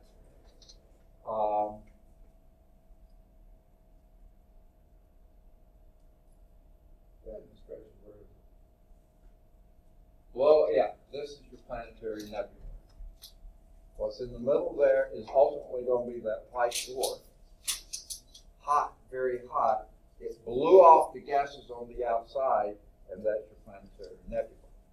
These gases float off into space somewhere, and now those gases later will then go back to forming a protostar again. So it's all a big cycle. Okay, so there's that white dwarf in the middle. Okay, we'll begin next time with the beginning of the end of massive stars, and this will be on page 362. Now, we started today talking about a little bit about syllabi and stuff, mostly about my locator card. We had a lot of junk to talk about to begin with, so we really didn't get started. Next time, I think we'll be able to finish, because we'll start right with beginning of the end for massive stars, and we should finish the chapter and then have time to start our lab. Now, we may or may not finish the lab. The first lab's a little on the long side, but we'll do it as a group, so I'll have that lab ready for you next time. Okay? So we'll do that, and we'll pick up here, and hopefully have class for about the hour and 50 minutes, and then lab for about an hour and 30 minutes. Okay? Just like it's scheduled. Thanks for hanging with us today. Sorry we got sort of a late start with the class, but we'll see you on Thursday.